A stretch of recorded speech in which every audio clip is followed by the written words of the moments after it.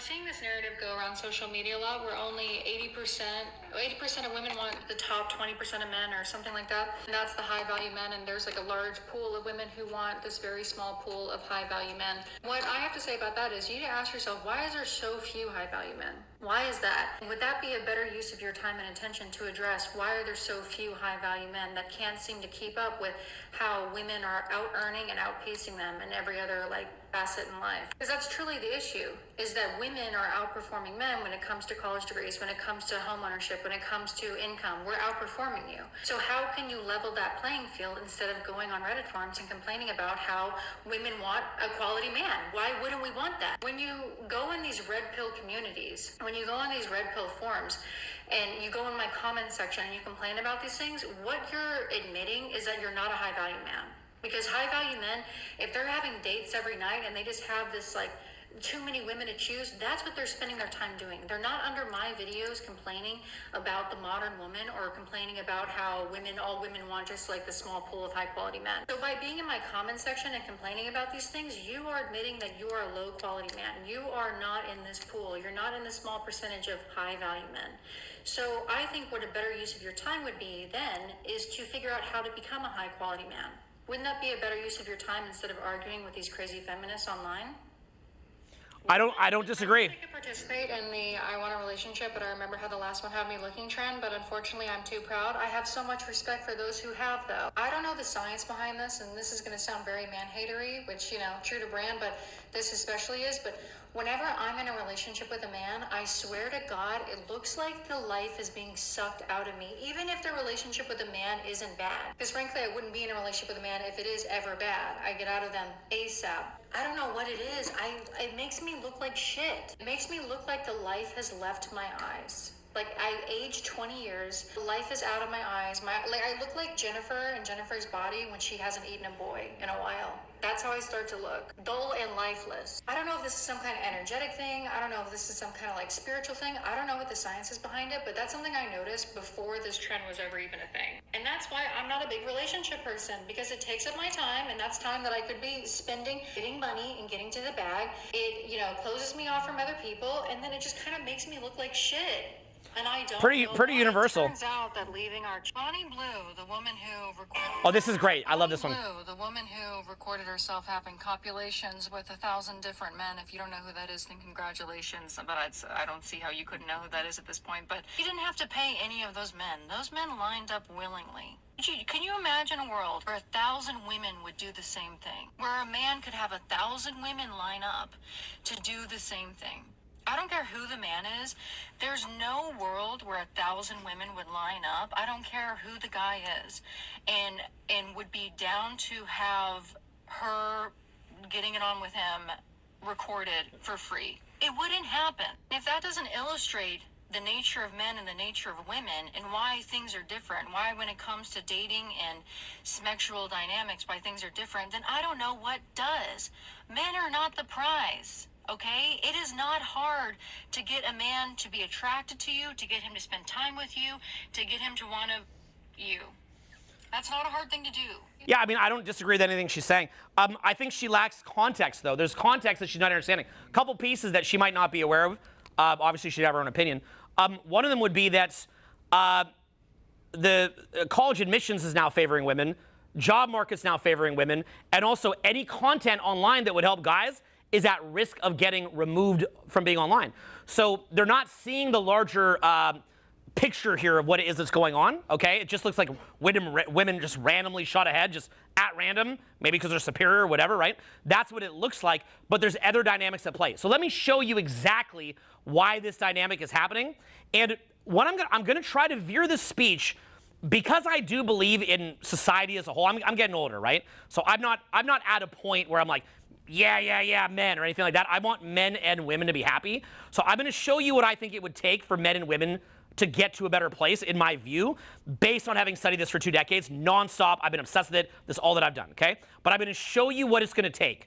In order to get to what it's going to take, we're going to have to use, because this room is guys, okay? I do rooms sometimes with all girls, sometimes with a mix of guys and girls. This is a room of all guys.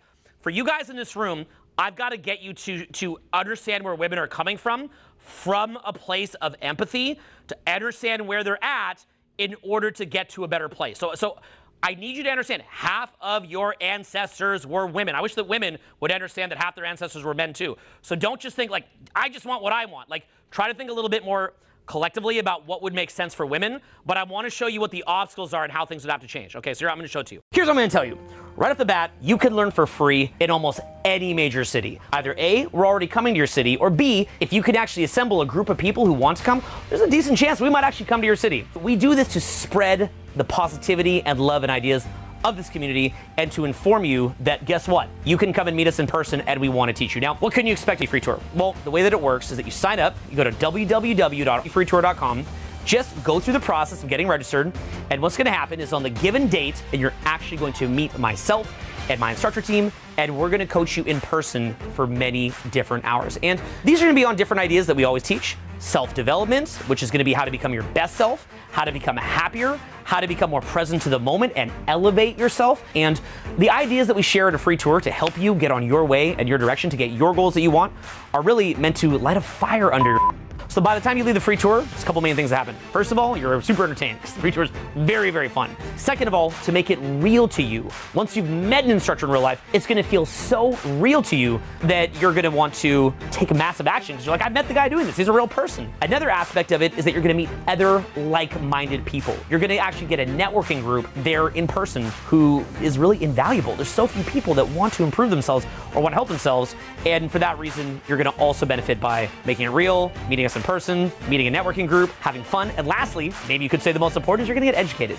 The education that you're gonna get is second to none. We go in there, guns blazing, ready to change your life. Whether you wanna get better at this because you wanna become a better person, to be better for your future children someday, better for your friends, your community, to become a better socially, your inner confidence, your outer capabilities, well, this is for you.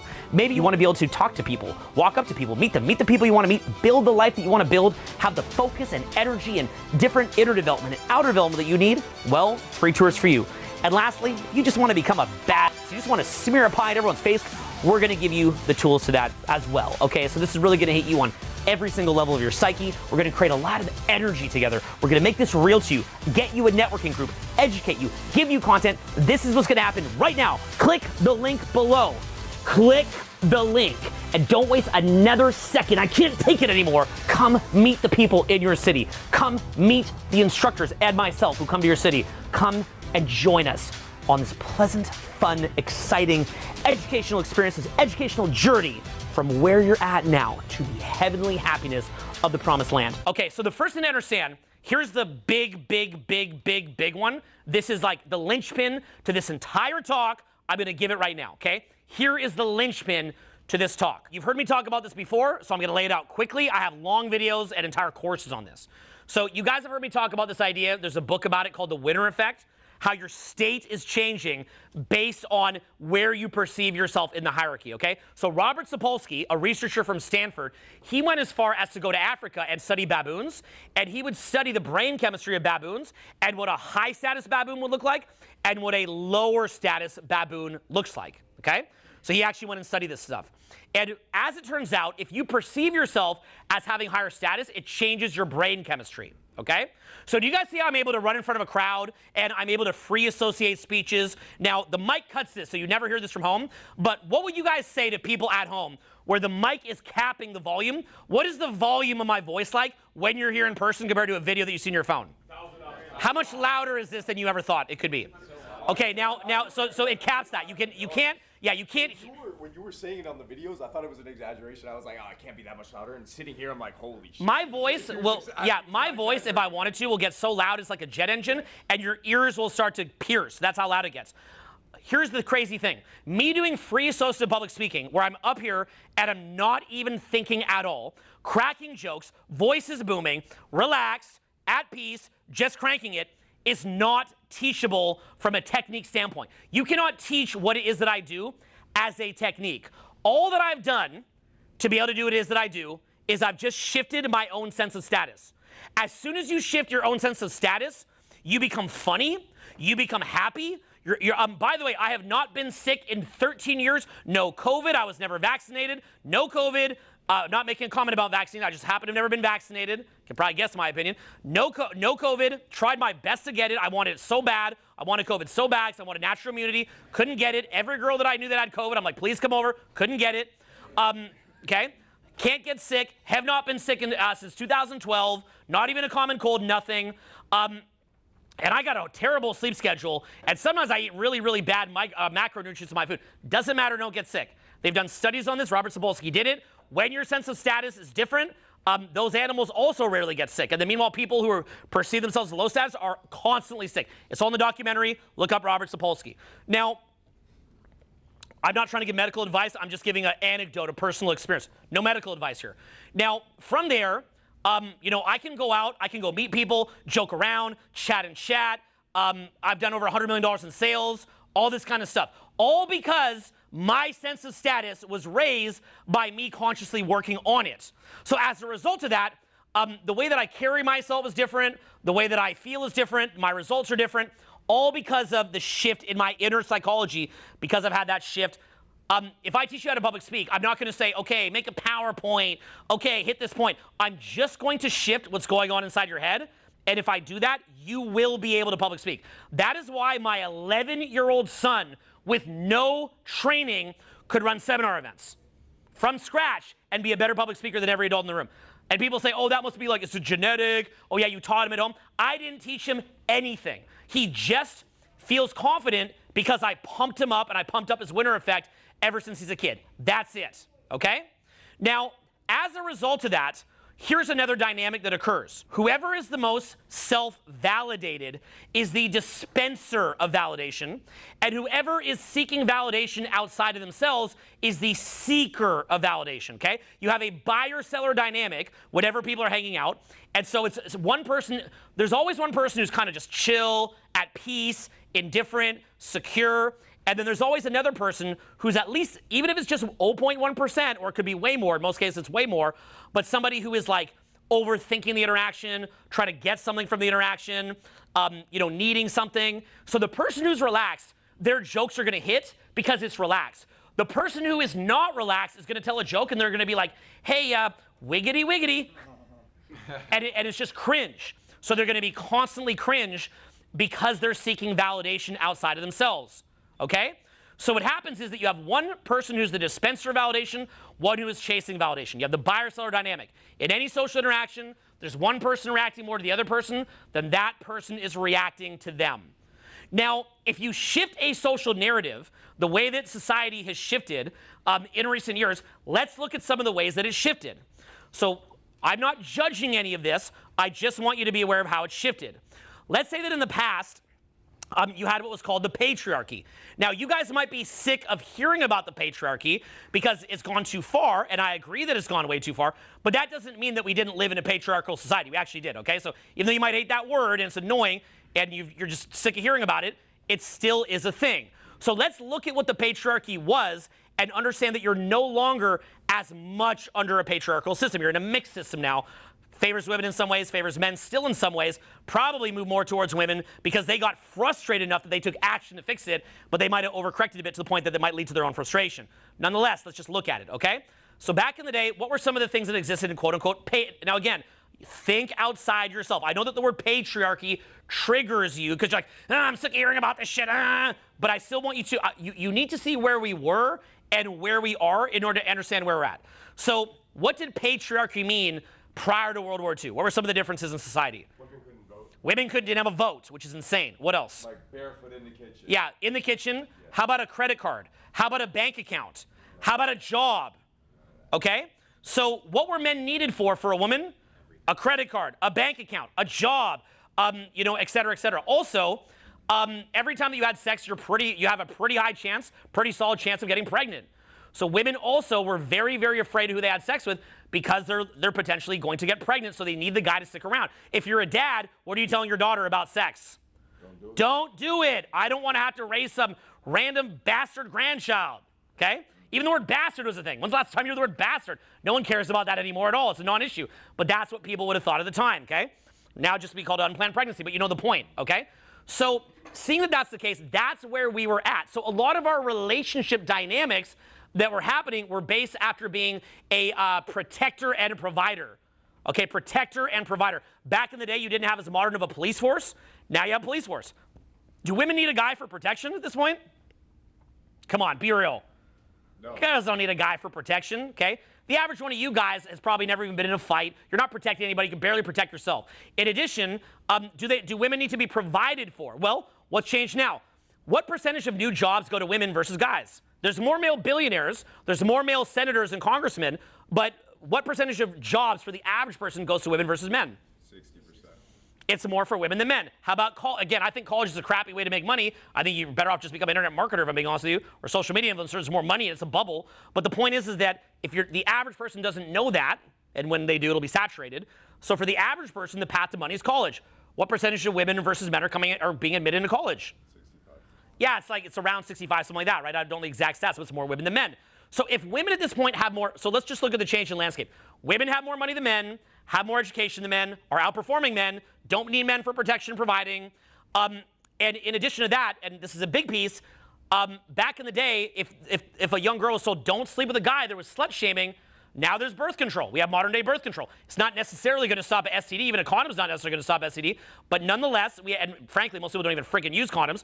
But nonetheless, birth control is more common. Abortion was common up until recently. Now they've tamped down on it, but it was very common until recently. So I'm not trying to judge anything. Even though I'm a guy, I'm able to think outside myself being a guy. I'm able to realize half of my ancestors are women. Half of whatever number of children that I have will be women, or at least I have 3 sons now, but my 3 sons may have daughters, so I look out for women. I care about women. I try to think fairly between women and men. I don't just think, I'm a guy, think about myself, okay? That said, I care about guys too. I care also about guys a lot. I care about men and women a lot. So the point is that for guys, I just think it's important to understand this is where the social landscape is. So how does this affect my ability to get into a relationship? So let's look at some of the social changes that we have, say now versus back in the day, okay? I just want to kind of just cover some of these, okay? So let's say that right now, say that we did a social experiment. I could make a video of this with street interviews, and we could do a social experiment of this. Let's say that you were to go talk to women, and you were to say, hey, I'd love to take you on a date. What are you doing this Friday? I'd love to take you for a nice dinner. Is that a great invite? Like, is a formal date where you would, get the door, open the door of the car, drive together to a nice restaurant, get the chair, talk across the table, get to know each other to see if either one of you is like a good partner. For a girl who's, say, in her early 20s, say 20, call it 20 to 25, 26, would that be a good invitation to invite a girl who's 25, say below 25 to? Nope. And there's a lot of great women out there above 25. I'm just making the point that would that be a good age? At what age would that be a half-decent invite? Towards the end of fertility. When there's a couple years of fertility left, then if you don't do that, you might find that you don't get a great response. Although, again, I'm sure many of you know, you could probably have pretty casual fun with those girls too. But they're just kind of looking to have fun with that guy while now being open to dates.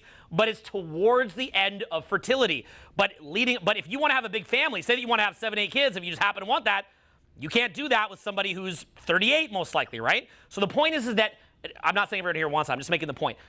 It's changed now to where that kind of a date is only relevant towards the end of a situation. So I remember when I'm 45 now, I can remember when I was 20, if I would hook up with a girl, usually after we'd hook up, this was 25 years ago, usually she would be the one saying like, hey, I'm your girlfriend now, right? Because she didn't want to be known as someone that had casual sex. She doesn't want to be viewed as a quote-unquote slut. Nowadays, a hookup is very casual, and frankly, if you're like, hey, are we like a couple now just because you hooked up, you're viewed as creepy, needy, and weird. Creepy, needy, and weird that you would assume that a hookup means anything at all. A makeout doesn't mean anything. A great conversation doesn't mean anything. A hookup doesn't mean anything. None of it means anything, okay? None of it means anything at all at this point. It's like if you got someone to join it. If you hooked up, that's like someone getting on your email list. Like, you have permission now to send them some emails, okay? Like, if you hook up, like, if you send a text a few days later, it's like less weird. That's about as far as it gets you in most cases because sex is casual, sex is not a big deal. Now, let's look also a little bit at what else shift, okay? Now, when we think about a concept like patriarchy, let's think a bit about, again, getting into the psychology of how a woman might feel. Does the average woman biologically want to get impregnated by an average man? No. Okay, now, let's say, for example, that you as a man, let's say that you're about a 6 in attractiveness, right? But then you had a casual hookup with a perfect 10 bombshell. What would it be like to have a casual hookup with a perfect 10 bombshell and then go back to hooking up with a girl who's at the level that you're used to? That's like you're eating Korean barbecue, a good Korean barbecue. It's not bad, it's good. It is good. Then you go to fucking Mastro's and have the best steak in town, you know, or Cut or whatever steak restaurant you went to. Then you go back to the Korean barbecue. You've now had a taste for that. Back in the day, an average person would not have had the experience or a taste of someone that was quote unquote out of their league. They never would have experienced that. So they might have been more likely to be happy with their partner of where they're at. That would have been encouraged because they don't want to get impregnated by that really high level guy and there's no one there to raise it. So they wouldn't be as likely to have that experience. But nowadays, it's very, very, very common, okay? So most of my friends around LA, the guys that are very high level, if you were to look at, say, a combination of like the club scene, the yoga scene, you know, like college life, like that kind of stuff, the most attractive women that you've seen have, most of them, if you follow them on, if you follow each other on Instagram, you meet them out, there's about 20 different guys that almost all of them are following. About 80% are following those guys. And those are the guys that are basically just having the big party, and every other guy is in a very, very different boat. So just be aware that things have shifted, okay? Now, if you're a girl, why would you specifically not want to settle down in your early 20s? Well, part of it was what you heard in those memes, right? In those audios. If the meme sphere is saying things in a capacity that men are going to suck you dry, men are going to suck you dry of energy, that the happiest demographic in the world are women that didn't get married and don't have kids as they get older, and that they live longer and they're happier, why would you ever want to go get into a relationship? If you can, and think about it this way, okay? You could have if you're a girl, you could have a roster of 5 different guys, all of them extremely attractive. You could go see them when you feel like it, maybe when your time of the month makes you more aroused. You go see them when you feel like it, and you're making your own money. Let me ask you a question as a guy. Would you rather make your own money and have sex with someone who's as attractive as you want them to be, or would you rather somebody pays for you and have sex with someone that you're not into? What would you rather? Yeah, probably 1 or 2 in this room would take the latter deal, right? But, you know, well, girls are like that too. They would rather just go make their own, most of them, not all girls, but most girls would rather go make their own money. I can't speak for every woman, right? But the trends that I've seen personally is that most women would rather just make their own cash and then just go have sex with the guy that they want. But see, here's the difference between men and women. There's a core difference, and here's what it is, okay? Women, if you were to go into nature, right, and you see a group of elk, maybe there's a group of like 8 elk. You walk down the street, there's 8 elk. You're not likely to see 4 male elk and 4 female elk. What you're going to see in nature is 7 female elk, 1 male elk. Almost every single mammal in nature, they exist to where the main top male is impregnating the other, you know, a big group of women, a big group of females in that same species. And the reason why is because that moves the genetics forward. You don't want the weaker genetics breeding. So women's entire function, the entire function of sex, is to weed out low-level men. That's the point. So if you're a woman and you've been under patriarchy for thousands of years and you couldn't get a credit card and you couldn't get a bank account and you couldn't vote and then you're being encouraged to get married, what was the enslavement that you're really being forced to do? You're basically being put in a position where you're being pressured to have sex with beta male men and to pick a beta male man and to have sex with only him. How much would that suck if you're a girl? If biologically you're completely, if through 99% of human history, the top guy was having sex with most of the girls, and then now you're being pressured into a situation where you're having to have sex with, you know, some random guy that you're not really attracted to, that is not a comfortable situation for a woman. So they obviously, as soon as that situation changed and that's no longer the situation, obviously it's different. Now let me show you a couple of other different social trends. Another huge social trend that all of you should be aware of is that if you live in LA, okay, and you're meeting different girls, this doesn't matter if it's college campus, club scene, yoga scene, I don't care where you're meeting them, it's the same thing. Basically what you have is that rich guys at this point have gotten wise that if you have a lot of social proof, you have a lot of women around, that's likely to help you with your dating life. So it's not even a ton of rich guys that do this. Actually, most rich guys are not clever enough to do this. But there's enough of them that do this that what you have is you'll get a rich guy. He'll pay a club promoter kind of guy, maybe $5 grand a month, maybe 10 grand a month. But I know guys that are getting paid upward of 100K a month. And what those guys do is they go around the club scene, they meet the best girls they can find, and then they invite them to private dinners, private planes, private yachts, trips to Europe, trips to Tulum, trips to Cabo, trips to Miami South Beach, you know, et cetera, et cetera, et cetera. Okay? And there's groups like this. In the past, I've named a couple of these people to look up, and some of them are, because these guys are my friends, some of the promoters that organize this, some of them got mad at me, so they're like, hey man, I want you to edit the video, da-da. I used to actually name it. I'd have guys pull it up and look at this and see how crazy this is. I'm not gonna do that here, but I'm gonna ask you to take a bit of ownership. Try to figure out who the local promoters are in your city. Try to figure out who it is that they know. Then what you're going to observe is this. In LA right now, this weekend is Coachella. Right now, if I go right now into my Instagram stories and I just look up all my different female friends, and I could literally just go on my stories right now, okay? So let's go on my Instagram stories. But it's literally like, as we go through, Coachella, okay, they're all about 90% are in Coachella. What does it cost to go to Coachella? And think beyond just the ticket of admission. Not 600. Couple grand at least. Yeah, it is. It is literally. By the way, I want to show you another point here too. As a hilarity, this is me just looking at my phone. There's 3 different girls here that are all of them are stunning and incredible.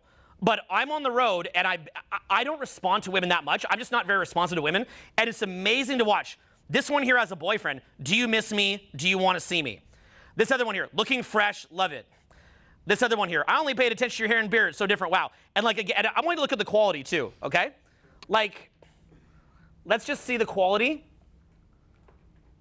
Like, what's the quality level? You see what I'm talking about, right? So it's ridiculous, right? Ridiculous. So the point is, and that's from ignoring, okay? From ignoring.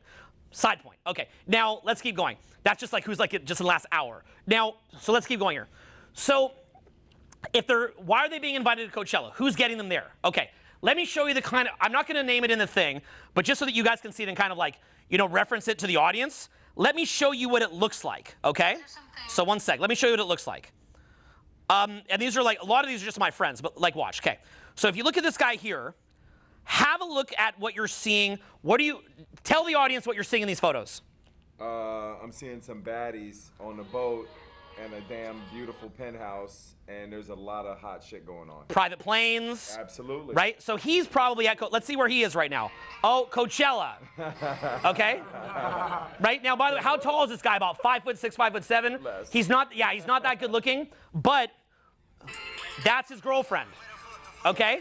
So, okay, and they have group sex. Now, from there, okay, so you get these little guys that instead of them becoming a doctor or a lawyer, they focus on having swagger, they focus on just getting control in the club scene. It's not that hard. If you can get 10 girls to just go with you to clubs, you get comp dinners, you get table access, you get paid on it a little bit of money, and then you can build that like a snowball. Then what you do, the way that the promoters make the most money though, is they connect them to rich guys, okay? Rich guys. So as a simple example, I had a client recently, he has a net worth of about $30 million, okay? Now his wife is about to fleece him out of about $15 million.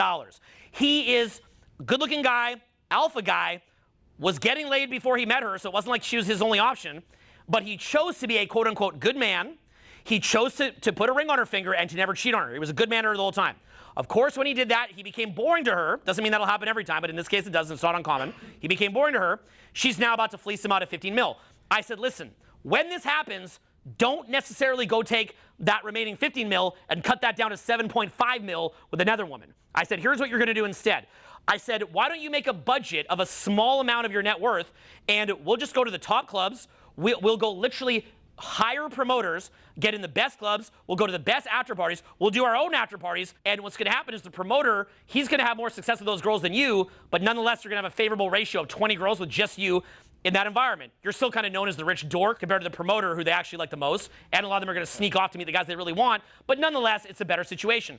So what happens now, guys, is that you have, even though it's not every rich guy, you have different rich guys that will pay someone a 40-year-old rich guy will go give money to a 23-year-old young stud to go invite hundreds of women to high-end dinner parties at mansions, private planes, all this amazing stuff. And that's why every girl you know is at Coachella. They're brought there by club promoters. Do you think any of those girls are paying? I mean, maybe one or two, but do you think the majority of those girls are paying to go to Coachella? Like, they're like, okay, let's go on Expedia and Airbnb and go through the different Airbnbs and rent an Airbnb, even though it's almost impossible to get an Airbnb or hotel at that time. We're going to do it 8 months early to make sure that we have our Airbnb before it shuts off. Then we're going to plan our groceries. Then we're going to plan our transportation and access to the different areas. Then I'm going to get my artist pass or whatever pass to go to Coachella. You think that's how they're getting out there? Like every girl you know, like suddenly just became like ultra responsible, forward thinking, got ahead and did that? Look, some of them did. I'm not saying it's impossible. They're certainly capable, but they don't need to. The point is they don't need to. They're capable, but they don't need to. So they're going to be brought out there. So if you're a woman and you're coming from an environment where, 100 years ago, you were basically couldn't vote, couldn't get a bank account, everything was against you, couldn't get a job, couldn't get into college, and you needed a guy, and then your parents are telling you, don't just go fuck the alpha male because he's going to impregnate you and no one's going to raise, and I don't want to raise these kids. So you know that hot guy that you like? Don't have sex with him. Versus now, you've got your own money. By the way, you also have dating apps. So you've got your own money. You've got dating apps. You've got club access, et cetera, et cetera. And look, it's like that girl said at the start. Bonnie Blue, as a girl, she goes, hey, I want 1,000 men to come and fuck me. It's completely disgusting, but guys would come and do it, but women would never do that for guys. Men are in abundance. Sex is everywhere. Whether it's the legions of chumps that would have sex with them or the high-level guys that'll give him an hour. Look, my buddy Damon, he has usually around 5 or 6 girlfriends, okay? And I'm friends with them. And they all know each other. They all buy him things. They give him money. I'll be out and I'll bump into them out. Like the other night I bumped into them out and they're hanging out with each other. They're literally hanging out with each other. And I remember one of them said, I got a 5 o'clock with Damon. And I couldn't help but laugh because that's like so, I was just laughing. I'm like, you got a 5 o'clock with Damon? She's like, yeah, he gave me a 5 o'clock. And she's like, oh my God, bitch, I'm jealous. Well, I'm gonna try to get a 3 o'clock. Like they're trying to get his time, okay? Now, why are they doing that? Because they have genuine attraction for him.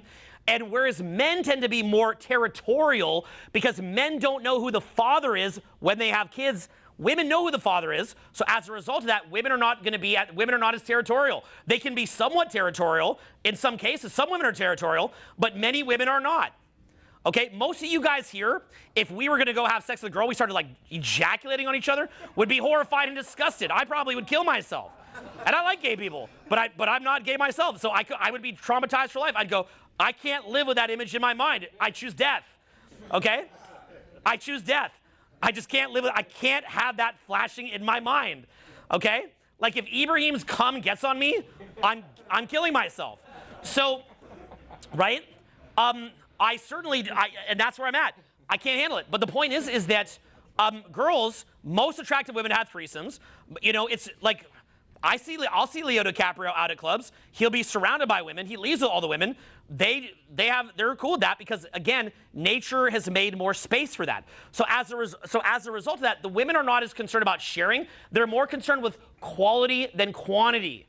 Men are a little bit more like the quality could be low because the reason all those guys will fuck Bonnie Blue is because even if there's a 1 in 1,000 chance that their sperm is the one that gets the egg, they don't care because in their brain they don't have to raise it. Women are more quality oriented because they would know who the parent is.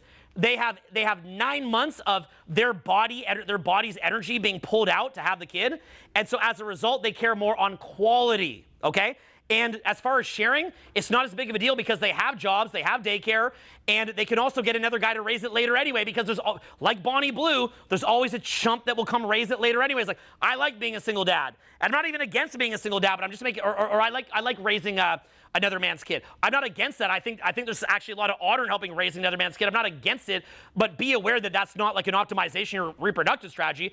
That's a guy who the girl's going to kind of give like a mercy fuck to right at the end of her fertility in order to raise the kid of the man that she really likes. So you've got to be aware that women do care a lot about quality. So it's like that girl was saying in the meme that, or in the Instagram reel, how come the guys don't, if you think that there's this 80-20 thing, which actually I don't believe in the 80-20 rule, I believe in the 97 3%. I don't even think that a guy at 80s is making it these days. But the point that I'm saying is this. She basically says, why don't guys step up? Here's what she's not understanding. Here's the piece that she doesn't get. She's probably not getting the college admission thing, the job thing, et cetera, et cetera. But here's the other piece that she's also not getting. Here's what she's not getting, okay? So let's circle back to that winner effect thing that we talked about earlier, okay? You have that winner effect concept.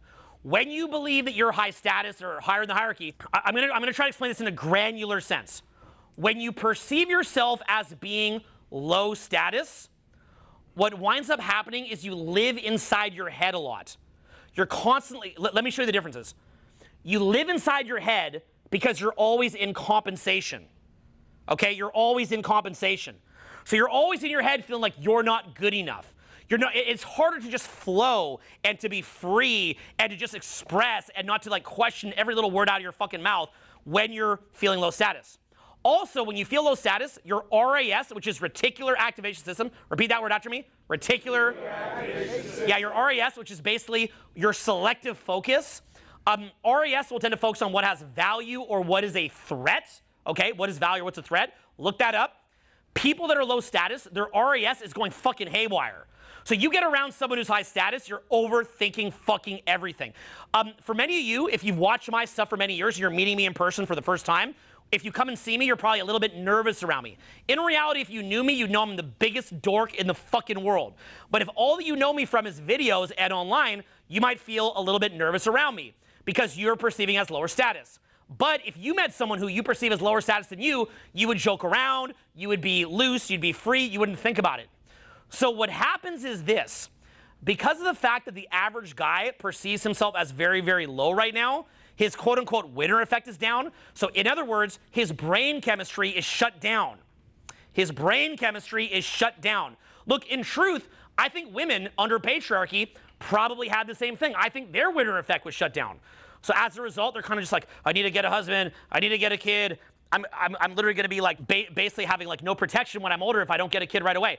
If you were a woman, would you want to live in a situation where you had no bank account, couldn't get a job, couldn't go to college, couldn't vote? How would you feel about that? Be honest.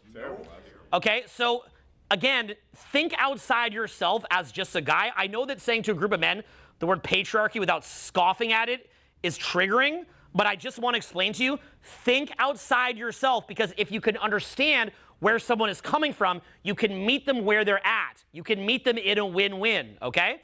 So understand that. So the culture that you generally see now is that you have the couple guys whose winner effect is high, their brain chemistry is working properly. As a result, they're hilarious, like they're really funny, they don't run out of things to say, they're crazy confident, they're not trying too hard, and they own their value.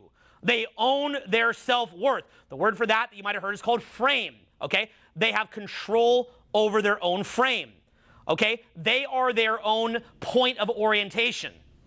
In other words, they have, in TikTok, they call that main character energy. It's an annoying thing from TikTok, but we'll repeat it anyway here because it does have a point, okay? Say the word main character energy. Main character energy. Okay? The average guy does not have main character energy. The average guy has Oompa Loompa energy, like from Charlie and the Chocolate Factory. He looks like a fucking Oompa Loompa, okay? He looks like what's called an NPC. Okay, a non-player character. That is what the average guy looks like. So if you're a woman, you maybe don't want to have sex with an Oompa Loompa or an NPC. And so guys get mad about this, and then they're like, I don't want to be an Oompa Loompa. I don't want to be an NPC. Or sorry, they go, but they told me that if I'd be a good little Oompa Loompa, or if they told me if I'd be a good little NPC, I'd have a wife waiting. Well, guess what? You're not going to have a wife waiting. If you're an Oompa Loompa, if you're an NPC. It is not going to happen. That is not where society is currently at. They don't care, okay? You're not going to be rewarded for protection. They already have the police. They already have the army. They're protected, okay? Now, those are men that are going and doing that. And by the way, I think that if this shit keeps going, a lot less men are going to be willing to be a police officer or willing to join the army. So it's going to become a problem. But I'm just saying, it's actually very bad what's happening. It's destructive. But what I'm saying is that for where we're at now, that is the current, like, late-stage capitalism type of environment that you're in. They don't need you for protection. Likewise, they don't need you for money, okay? Yes, look, if you're rich, they appreciate it. It's cool. It's fun. They're happy. But I promise you, they would rather go make their own cash and hook up with who they want to hook up with as opposed to hooking up with someone who they don't want to hook up with in exchange for cash. Look, I've met a couple girls in my life that are in the 5 love languages. They're called gifters. You ever heard like the gifter of the 5 love languages? There's a small demographic of women out there that honestly, if you could just give them the most gifts, they'll be attracted to you. It's a very, very small demographic. Some become strippers because they just like getting given money by guys. It's like I've known girls like that. They're like, yeah, I get wet when guys just pay me money and like it makes me horny. And they fuck like old rich guys and like they're winning. That's less than 5% of women probably. It's a niche. Kind of like how some women like those big juiced up roid guys. Like the average woman does not like you know, like a Ronnie Coleman like type of physique, right? Like a giant roided up case. But some women just love it. Maybe like there's different fetishes out there. There is a fetish for rich guys that's out there, but largely for the mass of women, they'd rather make their own money and get to hook up with who they want as opposed to someone else. Now, in addition, let's look at the girl's psychology as far as if she's enjoying her life in her early 20s. Why would you want to be with some chump guy and not be at Coachella with your friends? You want to miss Coachella? Remember, men tend to be a little bit more legacy focused. Women are not as egotistical about their legacy. What are women more focused on than legacy? Fulfillment. They want to be fulfilled. Right? Guys like, I will live my life, will live on in the annals of history. Women are like, most women are like, why? Like, why don't you want to be fulfilled? Okay? So they're more focused on fulfillment. So as a result of that, and also not all girls, but most girls are a little bit bisexual. A lot of girls have a best friend that they have sex with. And they have more fun having sex with one of their female friends than you. Okay? They'd rather do that than have sex with you. Why? I know this will sound a little overly nerdy technical, it certainly is. So I'll preface it. But what I would say is a lot of it is that winner effect thing. If the girl is like confident and she's kind of sexy and she's vibey and she's flowy and she kind of has that main character energy and she kind of has that one-of-one energy that we talk about in a lot of the videos, and the girl has that, she's actually attractive. That's actually more attractive than an NPC Oompa Loompa guy. So her friend who's kind of like, her friend who has all these people chasing her for attention and is kind of sexy and has her own vibe and has her own style and has her own flow is more sexy. Even if that girl's only 20% into girls and 80% into guys, she'd rather be with a girl who actually has that one-of-one main character energy and frame than a guy who's an Oompa Loompa. So they'd still rather go with that girl, and then the two of them together can meet a guy. I can't tell you how much in the last 5 years when I meet girls, and I'm like trying to meet up, they want to bring their friend, and they'd rather hook up with you with their friend there than on their own. Very, very common that girls would rather have a friend there than have sex with you because they're not looking for a deep relationship, so they'd rather have their friend there. Like, I was talking to a girl the other night, and literally, I genuinely like this girl and thought we have a great connection, and I think we still do, and we're probably gonna meet up, and she just will not come and hang out without her friend coming. She won't. She spent an hour convincing me to bring her friend in too, because it's just a more comfortable situation for her to meet up with the friend, and she's also attracted to her friend, and to be honest, she's probably 20 times more attracted to her friend than me, if we're being honest, okay? If I'm just being real with you. So, look, I can't speak for women, but I'm just telling you kind of what I'm seeing. The average girl, if you say to her, hey, do you want to like start a family? If she's 22, 23, certainly says, I want to have fun first. But when girls say that I'm single, okay, I don't need a man, I'm single, does that mean celibate? Does single mean celibate? No. Okay, so that girl who's going to Coachella, is she celibate? Like when a girl says, I need space, does that mean that she's walking in a flower garden in a long dress, petting her cat, contemplating, in a contemplative state? What does I need space mean? He's gonna go get railed by 10 guys. I mean, at least by the guy she likes, right? If you're a single guy, there will be women who you'll be dating for 20, 30 years. Like, there's women who you'll keep seeing on and off from age 20 to 50 that you'll never stop seeing. Because in between every Oompa Loompa man, they come back to see you. And you're actually the one who unintentionally ruins all the relationships. You literally tell her, baby, I love you. Go get a man. I want you to be my man. Babe, I'm not going to be your man. Go get a fucking man. But I want you to be my man. Babe, go get a man. And then what happens is they secretly text you and send you photos while they've got their boyfriend. And then eventually when the relationship fizzles, they jump right back to you. And the more that you tell them, stop contacting me, go to your man, the more that they keep contacting you in most cases. So it's like you're trying to be like a good guy and tell them not to do that, but then that just makes them want to do it more. So, yeah, so that's kind of what happens, right? So single, like, you know, I'm just not looking for a relationship right now. What that means is they get to have sex with who they want. So when girls say things like, women live longer and are happier not having a man, what is the translation of that in most cases? Does that mean that they don't have sex during that time? No. What does that mean? It means they'd rather be in a harem. Now, they're not going to call it a harem. If you said to a girl, you want to be in a harem? They'd be like, fuck no, okay? But it's called a no-strings-attached relationship, which just means that the guy's seeing other girls, maybe even her friends. So that's a harem, but they're not going to frame it like that because it doesn't sound as dignified. So the thing is that what they're really saying is that they live longer and are happier living in their most natural state, which is the way that human beings and almost all mammals have lived for millions of years, which is that there's the one best guy who is having physical intimacy with most of the girls, okay? That's a natural state to be in. Now, here's what's funny about that. If you want to get married and have a traditional relationship, in this day and age, the best way to do that is to be the kind of guy who could get a lot of girls, right? But the thing is, let's look at some of the changes that you have to make to get that. And then let me ask you, once you made those changes, would you even want to get married after that? And that becomes the question, right? Like, if I tell you that the only way to get a job at McDonald's is to own the company, are you going to go back? Are you going to put on a little paper hat and go back to the front and ask for if they want to get a supersize the fries, right? So what happens is, as a guy, a lot of the time what will happen is, like, you thought that, you know, say that you're an Oompa Loompa. You thought that you could meet a fellow Oompa Loompa, and if you had some unique complementary characteristics, that you could build a relationship off of that. That's what you thought, right? It's like, well, I'm kind of into science, and, you know, she likes science, so I'm an Oompa Loompa, she's an Oompa Loompa. I'm not trying to be like, you know, like some like super high level guy. So I just want to meet someone like back in the day, like the average would be, you know, a 4 met a 4, a 5 met a 5, a 6 met a 6, a 7 met a 7, an 8 met a 8, a 9 met a 9, and 10 met a 10. And there was a little bit of like mixing it up. Nowadays, it's just like the 10 and the 9 get almost everything, and then only towards the end of fertility are the guys likely to get into a relationship. So that's not everybody. That's just the trends of where we're going, okay? And that's not me saying this. I'm friends with some of the owners of Tinder. They've shown me the stats. Go look up the stats on this stuff. Like, go look up the stats you see on online dating apps. But more importantly, just go out. Take an average guy and have him go out. Just take a random average guy, have him go out and have him go talk to people and see how far he gets, okay? See how far that guy gets. See how much derision he's going to get when he goes out.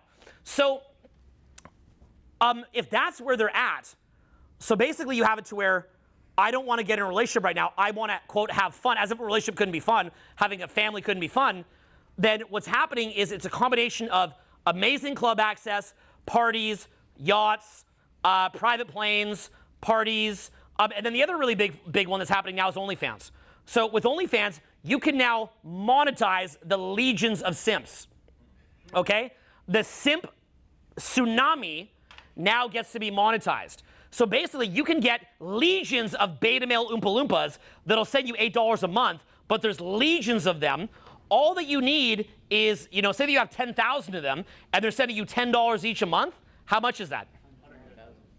So now, so you can have $100,000 a month, go to Coachella on private planes, have sex with who you want to have sex with, someone that you're actually attracted to. You don't care if that guy hooked up with somebody else because you're a girl, you don't care.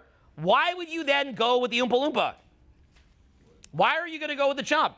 There's no incentive, okay? There is no incentive. So that is the environment in which you find yourself. But as the girl said, I don't disagree with this. That's on you. That is on you if you choose to do that. My only thing is this: be aware of the landscape so that you know what to optimize for. I'm not trying to change anything. I don't have a solution to any of this. Society has its different trends.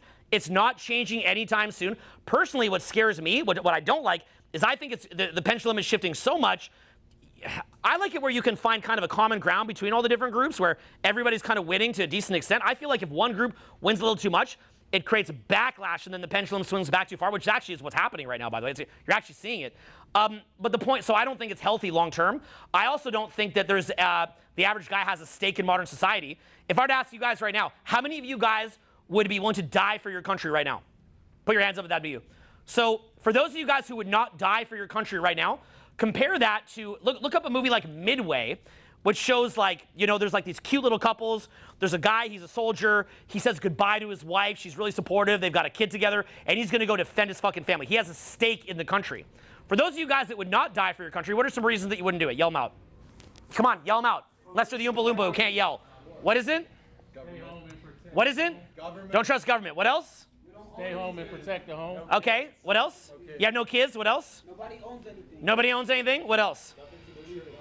I can't hear you. I can't hear you. Okay, fake. Yeah, you don't have a stake in it, right? You're not like my wife's at home with my child. I'm not having this country get taken over. You don't have a stake in it. So if the majority of people have no stake in it, that's a problem. I'll tell you another problem is once you take God out of the equation, people are literally lost in this kind of miasma, this vortex of like self-entertainment, like Coachella, cocaine, Molly, weed, fuckboy, woo, Instagram, woo, like that, right? There's no center point of any kind of divine relationship, and you miss the entire purpose of fucking life. The whole thing is crazy, and there's a lot of that going on too. So society is basically, to some extent, unraveling potentially, although we don't know. Now, that being the case, I'm going to try to show you what I honestly think is the solution to this, okay? So like I said, the reason why most guys are unattractive, it's a combination of a few things. If you tell me men are toxic, how much do you think I care? I don't care at all, okay? Why don't I care?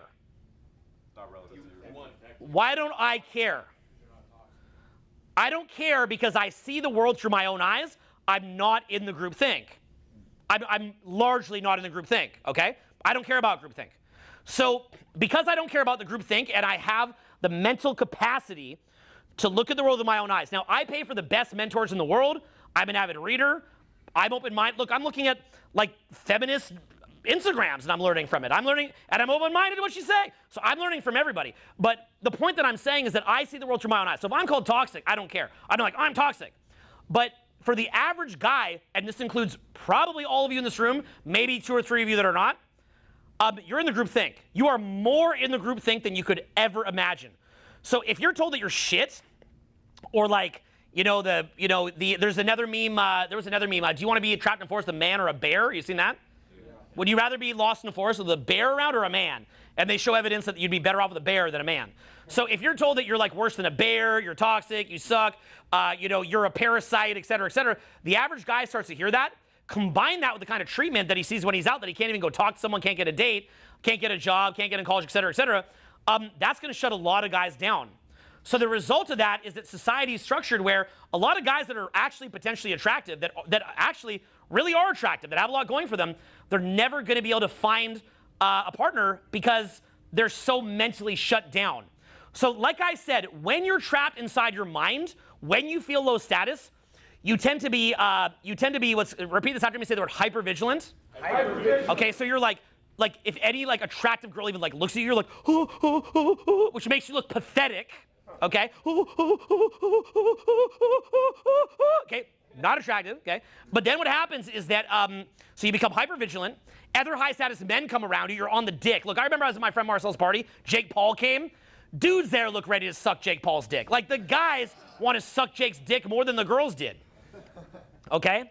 And every girl was on Jake too. Now, okay, so from there, so you become subservient to high-level men, which is if you're a woman and you see your man, the guy who's fucking you and inseminating you, and he's looking up at another man like he wants to suck that guy's dick, what do you think that does to your attraction to him? It destroys it, right? So low-level guys that are subservient to other high-level men, that are dumb enough to believe certain societal narratives that are meant to exploit them, that are dumb enough to believe in narratives that they're shit, et cetera, that's not attractive. So it creates hypervigilance, where your RAS is always overly focused on other people and everything's a big fucking deal. Anybody either high status or attractive that has money is a big deal. Okay, you can't just play it cool. In addition, it shuts down lateral thinking. Say, shuts down lateral thinking.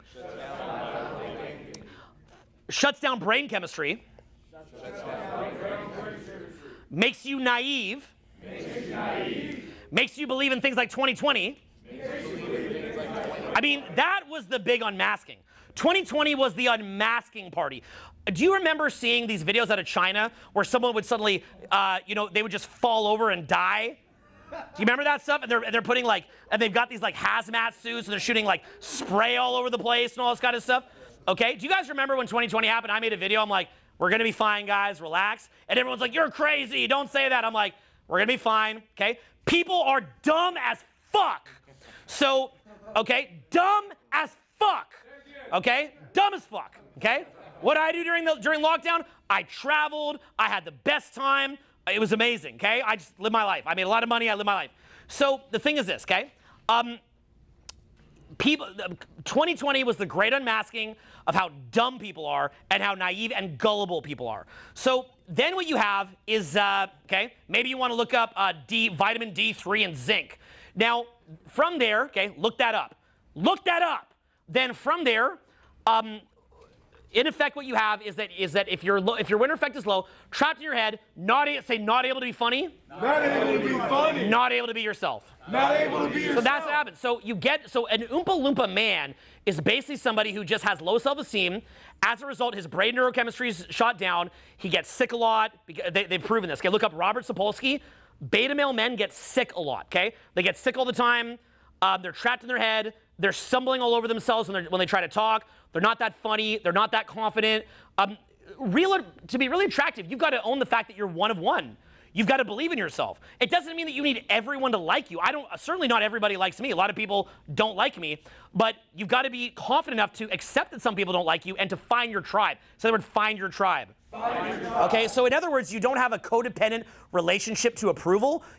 For me, I don't think that the majority of women are like, yeah, I want to go hook up with some gray-bearded 45-year-old balding ginger guy who's kind of fast talking and kind of hyper. I don't think that's the average woman, but there's a percentage of women that are, for example, women that are what's called sapiosexual. They like intelligent guys. That's the demographic that I have. Certain girls like guys that are strong leaders or that are powerful. So I have my certain little niches. I'm not caring if the average girl is not into me, but I'm okay. But I don't have an unhealthy relationship to their approval. I'm willing to have that not go anywhere and to put my energy towards the people who do appreciate what I have to offer. That's what it means to actually be attractive, is to put your energy towards the people who appreciate what you have to offer and not being worried about the people who don't get it. But guess what? If you're stuck in this low brain chemistry thing in the Oompa Loompa world, you never even become one of one because you're always a sheep. You're always in the group think. You're always following everybody else. So you never actually develop your own swagger. You have no swagger. You should have hundreds of unique jokes, sayings, funny little sound effects, little vibes, little dances, things where you put your own unique stamp onto the social energy, onto the vibe, onto the flow.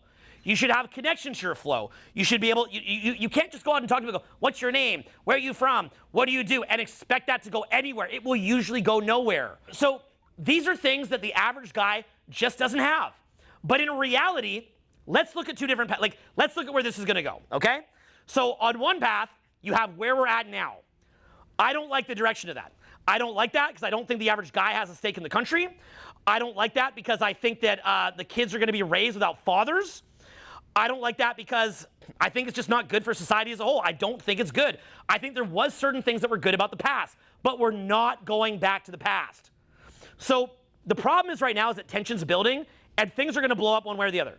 So either A, we're gonna regress and we're gonna go back to where we were. That's something that could actually happen. Part of the reason why anybody who even talks about it is so heavily demonized is because they're afraid it would regress, okay? Because it really could happen. I don't think it needs to regress. I don't think we have to go back to where we're at. I think that the problem is relatively easily solved, and here's how. what a lot of guys will say is if every guy learned swagger, all that would do is increase the market value, and then basically it would just become that much more competitive. I don't agree with that. Here's my experience. You could take the average guy and just teach him some of the most basic things that we're talking about here, and he will be more than enough to be able to get a girlfriend or to be able to get a wife. Honestly, I don't think that as much as we say, oh, women are looking for like the top 20% or top 3%, I think that's a bit of a misnomer. I don't think that's entirely what's going on. I think it's kind of what's going on, but I think that's a way of looking at it as far as what's going on. What I think is actually happening is that most guys are just fucking weird. That's what I actually think is happening. I think there's a lot of girls that if they could meet a non-weird guy would be open-minded to a relationship with them. I think there's a lot of girls that if they could meet a non-weird guy, they'd be open to having kids with them. Look, a lot of the girls that I date casually will come to me and they'll say, Owen, look, I'd love to have kids. And if you ever want to have a kid with me, I'll do it. But I just can't meet a guy that I'd be comfortable having a kid with. Those girls are typically very intelligent. They've got a lot of their own swagger. They've got a lot of their own flow, a lot of their own vibe. They've got a great ecosystem they've built, and they're completely happy. They're completely happy without a guy. So why do they need to have a ball and chain of an Oompa Loompa that they're dragging around? Again, though, what they don't understand is that same guy that they think of as an Oompa Loompa, I think of as actually untapped potential. I think a lot of those guys honestly have incredible potential. I don't think women are more attractive than men. I think men and women are attractive. I think that beneath the crap, you can carve out something like that stone has potential. You can carve something out of it. So realistically, to not fall prey to that dynamic, what I would just say to you is this. The first thing that I'd say to you is a lot of you in this room, when I look at the dead look in your eyes, look like you're optimized to try to be a provider, but the sad truth is you're not even that. Like, that's the sad truth. Like, when I look at the dead look in most of your eyes in this room, I'm being honest with you, so it's harsh, but I say that as out of love. The dead look I see in most of your guys' eyes, you're trying to optimize for being a provider. Like, you wake up every day, you know, you go to your job, and you're like, maybe someone will appreciate this, but you're not even a millionaire. So you're not even winning. You're playing the wrong game, but you're not even winning at that game. You're playing the wrong game, and you're not even winning at that game. So that there that's not working for you as far as your dating life, right? How many of you in here are making, over 500K a year? Put your hands up. Yeah, one guy in the room, right? And so you guys, most of you guys in this room don't have swagger.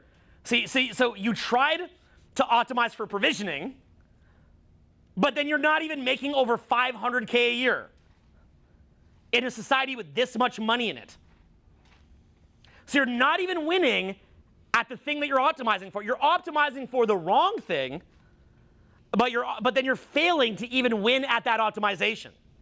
So the first thing I'd say to you is don't give up your soul for anything less than well over $1 million a year. Come on.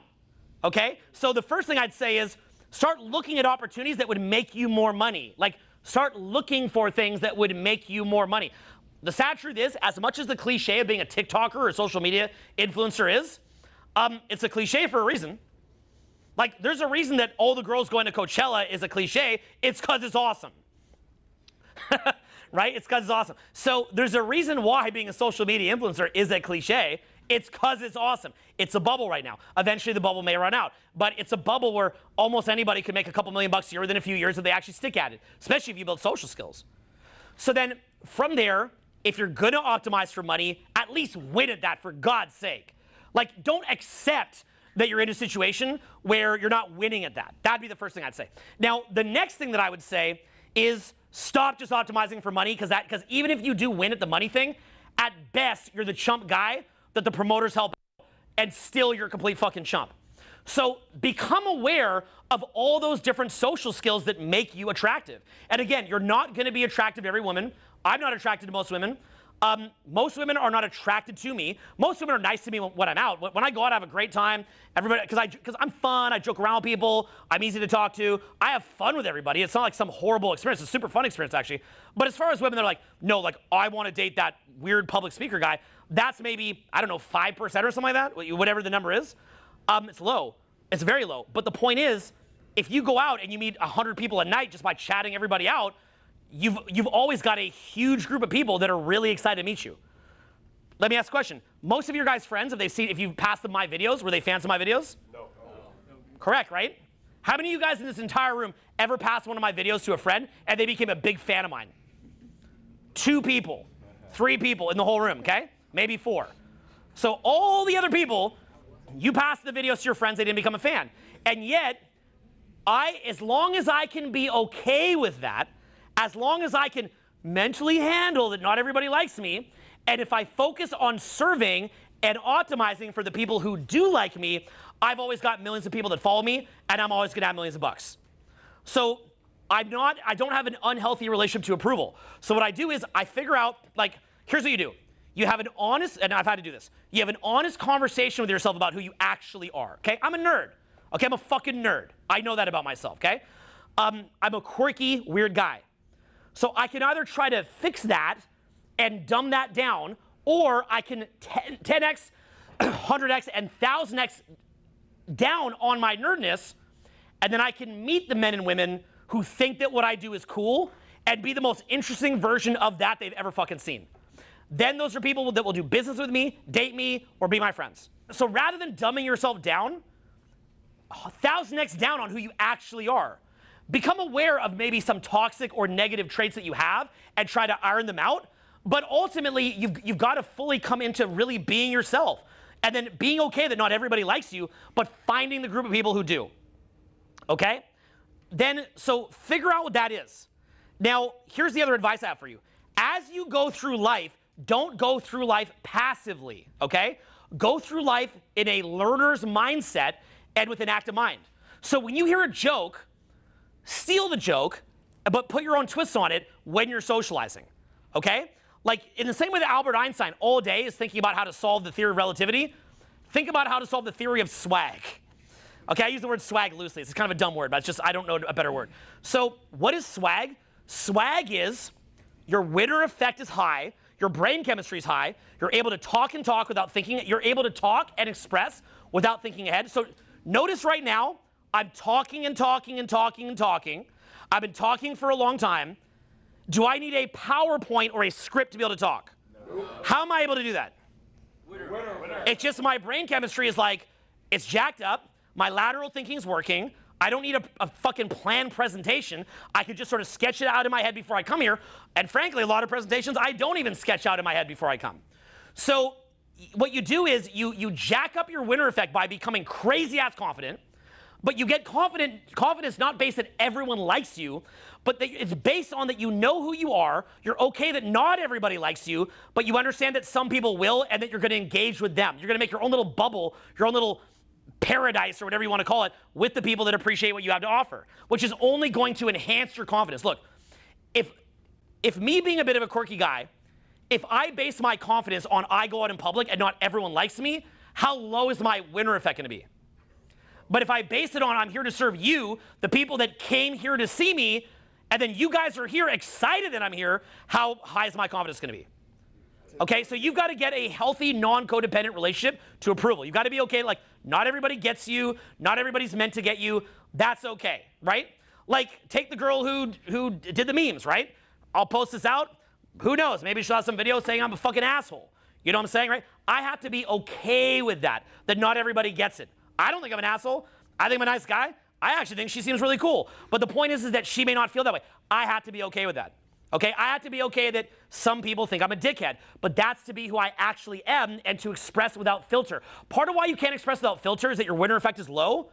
So your brain's not even working. You're like, like in a spaced out trance, 2020 hypnotization. But part of it is also that you're too afraid of everyone liking it rather than saying, I'm going to express freely and find my tribe. So you got to be okay to find your tribe. Okay, they say your vibe attracts your tribe. These are super cliched, annoying cliches from Instagram. But they're cliched for a reason, they make sense. So, as you hear a joke, steal it. Steal the fucking joke. And then what's gonna happen is when it comes out of your mouth, one of two things is gonna happen. It's gonna come out silky smooth, you're like, I like this joke. I like this kind of a joke. Or what's gonna happen is you're gonna say it and you're gonna feel fake as fuck. This should start happening when you're in your late teens to early 20s. But that would have been the best time to start. Second best time to start is now. So whenever you hear something funny, just try it a little bit. Maybe you hear a song. Try singing it when you're out. Some of it will feel fake. Some of it will feel good. Over about a year or whatever it takes, you begin to parse out what feels good and what feels fake. You'll get a better sense of what feels good. Later, you'll stop copying as much, and you'll have your own jokes, your own swagger. So, Kanye West, the way that he learned beats was he first would copy Dr. Dre. Over time, after he replicated Dr. Dre, he created his own. I've done over 100 million sales. I learned sales copy. At first, I would copy sales copy from Muscle and Fitness Magazine or Eben Pagan or John Carlton. I would just copy it out. Over time, I began to invent my own sales copy. But at first, I would do theirs. So realize that the protect and provide thing is not going to help you at this point as far as your attractiveness. And likewise, swagger is going to help you more. So begin to cultivate that swagger. Begin to realize how to control your own state. Learning to control your own state is an art form. Look, it's taken me about 2 decades to learn to control my own state, okay? Now, very quickly, as a side point, as a little side loop, I am obsessed with state control. Here's how obsessed I am with it. I book free events where I show up with nothing in my head so that I can practice free associative public speaking that is 100% state-based.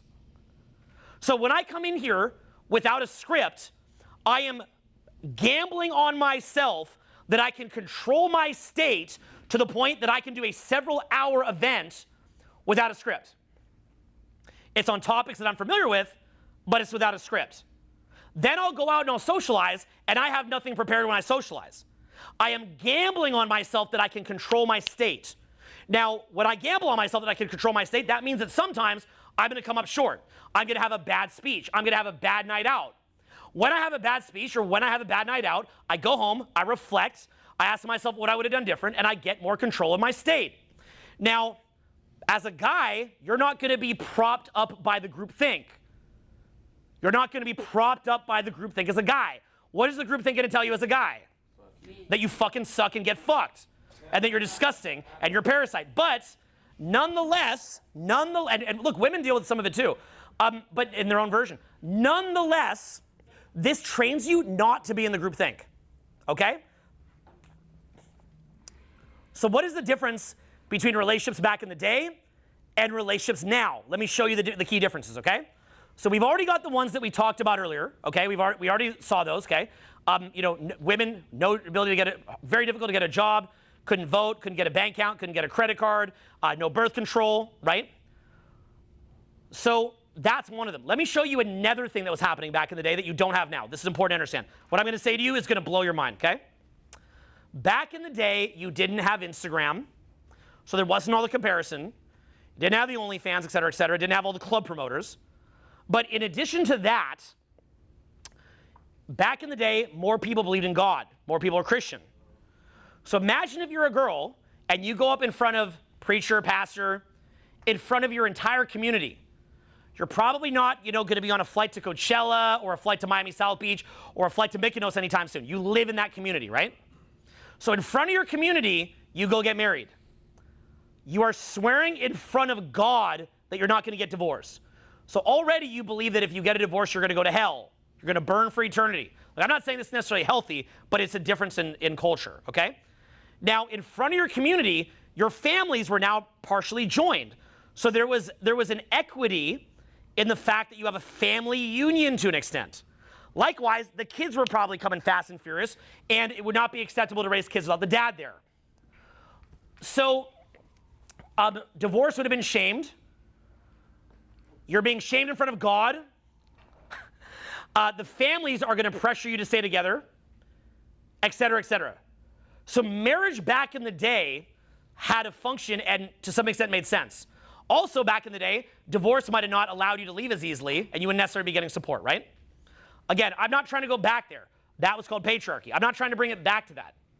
I'm trying to point out to you where are things at now. The place that things are at now is the following.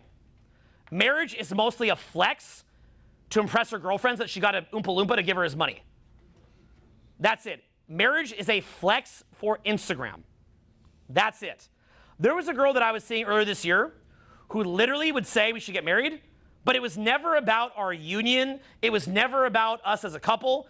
All that she cared about was this big sign and getting on video. I'm not kidding.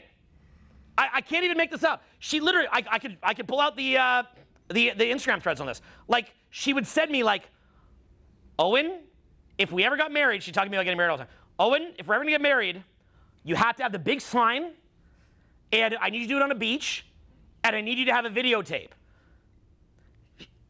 Interestingly, she didn't even care. She even told me, she goes, if you'd marry me, you can get whatever prenup you want. I didn't care what we do after the marriage. I just want the video.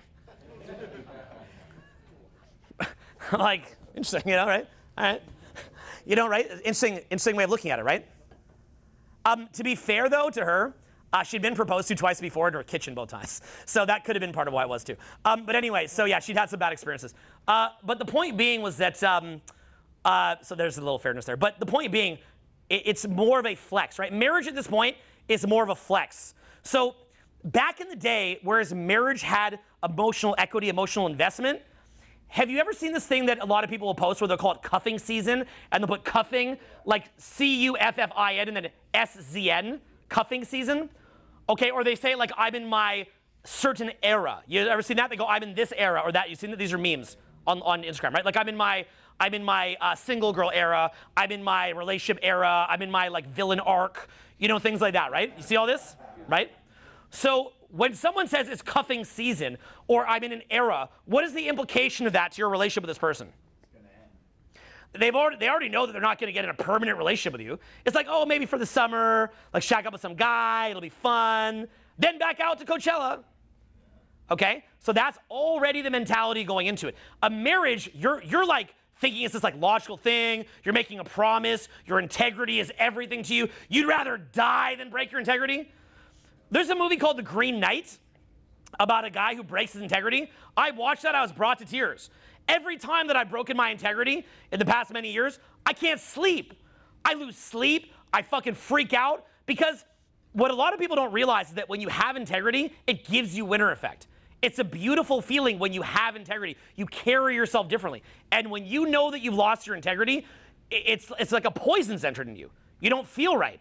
But if somebody does not have integrity and they don't have a context for what integrity feels like or things like that, and instead what they have is their emotional state, and if their emotional state is listen careful to what I'm going to say here, because I'm going to say it once, so you listen fucking careful.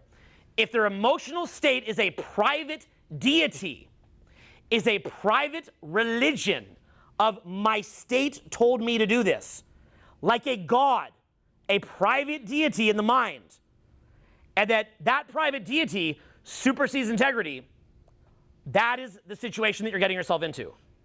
And let that fucking marinate. The private deity in the mind. Okay? So now, okay, the private deity. You got a blue Daytona. You got a fat watch. No. You lied earlier. Is that a fake? Fake, yeah. Looks baller. So I used to actually sell them. Want to see the real one? Yeah, Okay. So yeah. It's a nice fake. Looks, man, I gotta hit some fakes. What am I doing? Okay, so, oh, that's a nice fake. Okay, integrity. So, anyway, maybe I'm thinking the wrong way. So, anyway, look, so you go get married, that's just a flex on her girlfriends, right? You know, you do it for a little bit, it's like kind of fun, then you break up, then you do it again, right? It's like how celebrities do it, you know? It's like maybe you do it to get a little bit of press. You know, it's like a little bit of press. The fact that even things like The Bachelor or The Bachelorette, it's like, oh, you're just gonna get, or like Love Island, things like this, you just like can get married off some reality show. Do you understand how low respect that institution has? You're going into that thinking it has all this like, you know, you made a promise, it means something, et cetera, et cetera. It means nothing, okay? It means nothing, okay? Look, if you're in a relationship and you spend the bag on someone, like you blow the bank, you might view that as an investment into the equity of the relationship. They are seeing that as an experience. To you, it's an investment. To them, it's an experience. Never spend more than you'd be okay to spend if that person left the next day and thought you're kind of a dickhead at the end of it. Okay? Okay? A great gift gets you about 72 hours of a good state. That's about it. There's no actual equity. Friendship does not get you equity. Why? Because if someone loses attraction for you, they don't care that you're friends anymore. They're gone. So there's no equity in the friendship. There's no equity in money spent. There's no equity in marriage. Because back in the day, marriage was in front of God, supposedly, right? Marriage was in front of God. Marriage had, there was community pressure there. In this day and age, okay, you know how like the food system is so fucking poisoned that the only way that that you can eat healthy at this point is if you like go find farmers markets or find a fucking farmer or find some really expensive organic food place and you literally like put like water filters on and like all this different kind of shit just to like not die, like not explode from heart disease and cancer tomorrow. You basically have to create like this private shielded oasis to be able to eat healthy food. Otherwise, if you don't, you're as good as dead. You still die anyway if you're healthy, but much later, hopefully. In the same way, you can have a good relationship. Like that really can happen, but you've got to create this little oasis. So in other words, you've got to ingratiate yourself with her friends. You've got to ingratiate yourself with her parents. You've got to ingratiate yourself with everybody around her because most people are, how do they bond? By talking about gratitude all day?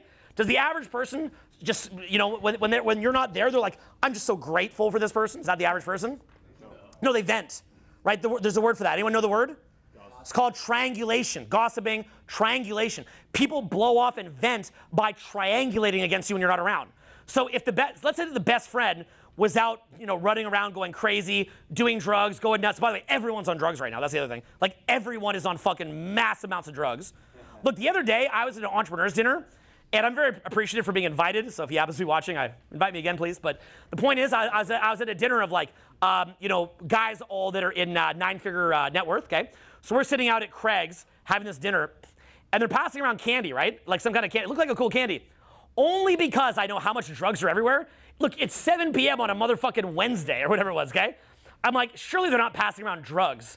But, and I'm like, no, I feel paranoid right now. Like, how paranoid am I that I'm not going to try this really cool-looking candy this guy's passing around, not be part of the group? I'm going to be the weirdo who goes, oh, I won't try it, and just pass it by because I'm afraid that it's spiked with drugs. It was spiked with drugs. Okay? Like, guys, it's 7 p.m. Like, can the party start at 10, please?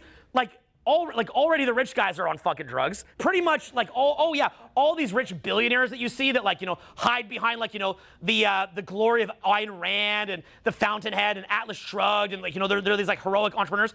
Most of them bang hookers. Most of them are on mass amounts of drugs. Look, during 2020, the main girl that I was seeing, she went to those illegal poker games, right? Where like Leo DiCaprio would be there, Kevin Hart would be there, and all these city officials would be there. During COVID, while you were all locked down, my girlfriend at that time, great girl, would be at these parties. You ever see the Batman with Robert Pattinson, where it's like Zoe Kravitz is like in this underworld party and there's all these politicians there? She's there. The heads of the fucking city that lock you down are at illegal poker games doing cocaine and banging hookers and touching each other, not social distancing, and not wearing masks, okay? You wonder why I complain of this shit? Gavin Newsom was having dinner at French fucking Laundry with no mask. Okay? Then when the Rams won the Super Bowl, all these other leftist politicians were at the Super Bowl game without masks. And that's kind of when it ended. It just got too obvious at that point, okay? So you understand, like, that's what's happening here, okay? So these rich guys are on drugs. Most girls are on massive, massive amounts of drugs. They literally believe that you can give, like, you know, you can Zelle a guy in a van $200 and connect to God. Like, some guy with a face tattoo shows up in a van. He got this thing out of a lab, like MDMA or whatever the fuck they're gonna do. They got out of a lab. Who knows what fentanyl or whatever bath salts or whatever other shit is in there? You have no idea.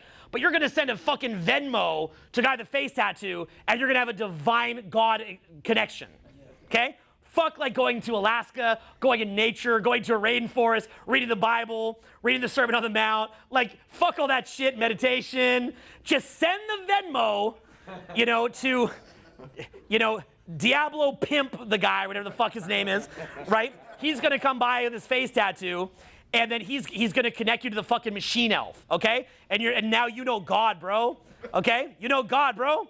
So, yeah, isn't that amazing? Like back in the day, to know God, you have like do good things, like work on your character, spend like decades working on your character, like sitting humbly in prayer, like quieting your inner voice so that you can really connect to your higher power, like a lifelong pursuit. When you could just Venmo Diablo Pimp, a fucking like Venmo him $200, take a pill from a lab, and you talk to a machine elf, right? And then because that's going to raise your vibe, it won't do any damage to your brain at all. And then what it's going to do is it's going to raise your vibration so that you get invites to Coachella. And then that Coachella invite, you manifested that. Okay? You raise your vibe with the Venmo from the lab, and then you manifested a free trip to Coachella. Right? Now you're around a good vibe. Plus your OF is popping off. Okay? Got money, you're in a good vibe. Machine Elves gave you the divine prophecy, all this shit. Look at these chumps working on their character, integrity. Oh, he cried when he saw the movie The Green Knight about a guy that didn't have integrity. He cried. Oh, cool, bro. Why don't you just eat the candy, you little bitch? Eat the fucking candy. Why can't you eat the candy at dinner, okay? Or you're gonna have like a sober dinner? You're just gonna like eat the nice ribeye steak when you could be like seeing cool little tracers and fucking colors? Why are you being lame, okay? Why are you being a lame ass? Why are you being a chump? Can't you just be cool? Do you see where the country is going? Drugs everywhere. Values gone. God is gone. Integrity is gone. Agreements are gone. Marriage is viewed as cuffing season and a flex on Instagram. You go get married, you are likely, not for sure, but statistically likely to be walking into a situation where you're being used as a flex on IG. Okay? That's likely what you're walking into. So I believe in marriage, the old version, but marriage is not a thing anymore. Like people say, do you believe in marriage? What are we talking about when we say marriage? Are you talking about from 100 years ago? Or are you talking about now? Right? And then tradcons try to ignore the social change and say, just get married. No. If you can find a bubble of a community where other people hold each other accountable and you trust that bubble with your life, then maybe you could do it. But even then you can't fully trust it because many of them wind up leaving that culture because they're sick of it. So, because remember, the private deity told them to. There's a private deity. That's the biggest piece that I gave you here that almost no one gets. There's a private deity in the mind state that tells them what to do. So, in that state, it doesn't matter what agreements you have, what money you spend, how much friendship you have. Okay, look, if you're talking to a girl at a nightclub, right? You talk to her for 2 hours. It's going fucking awesome. You made out, you had a great time, laughing, shared rapport. And then you go from being kind of swagged out, cool, not needy, and just like owning your space and owning your own power.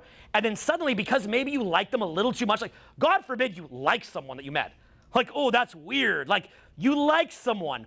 Maybe you got a little bit nervous because you're actually excited to meet them and you're hoping that it will go well. Maybe they get up and go to the bathroom and you patiently wait there instead of talking to some other girl. What happens? In many cases, they walk off, right? Well, if you're 2 hours deep in that interaction, you're excited about it, then because you were excited, you may wind up, I can't get over your amazing fake Rolex. But anyway, here, want to show them? Here, take it off. Look. So, great analogy for the world that we live in, okay? Like, look. Oh, it's a lot lighter, I guess. You want to feel the real one? Here. Sure, yeah. Okay, feel the weight difference on that. I can imagine. Yeah. Funny, huh? But look. Yeah, perfect analogy for the world that we live in, right? Yeah. Old marriage, new marriage, okay? Remarkably, look how similar. You guys all should get this for the new world we live in. So, what's that? How much? Oh, that? How much it costs? I got it for free, actually. Ah, free. Like a Coachella, like the Coachella. Okay, so understand, look, if you're in this reality where it's a non-reality, right? It's like, say that you had a significant other and you spend a lot of money on them and you become best friends, but then something triggers the private deity to say that you like don't have value. In the same way that if you're in a club and the interaction is going well, then you do something that's like kind of low status and they're just over it. You ever have it where like you chatted for 2 hours, maybe you like got a little bit needy, when you know maybe when you're younger or maybe you're learning it now, and then they kind of walk off, you're like, hey, like, are we still gonna go out tomorrow? Like, remember that plan that we had? And they're just like, and like you're kind of dead to them. That happens, they erase you, right? That happened because, look, you wanna know another way that you could do that? Go say that you're gay, okay? For me, that's not a hard sell to be honest, the pink hat. Say that you're gay. I kind of look a bit gay. So say that you're gay, and then be like, yeah, like, I fucked like thousands of guys. Like, yeah, like that. How many of you fucked? And then they'll be like, oh, I fucked this guy, and you'll hear like all this crazy shit, right? And then do that, and then later be like, actually, and then change your voice back to like your normal voice, be like, actually, I'm straight, I'm just fucking kidding.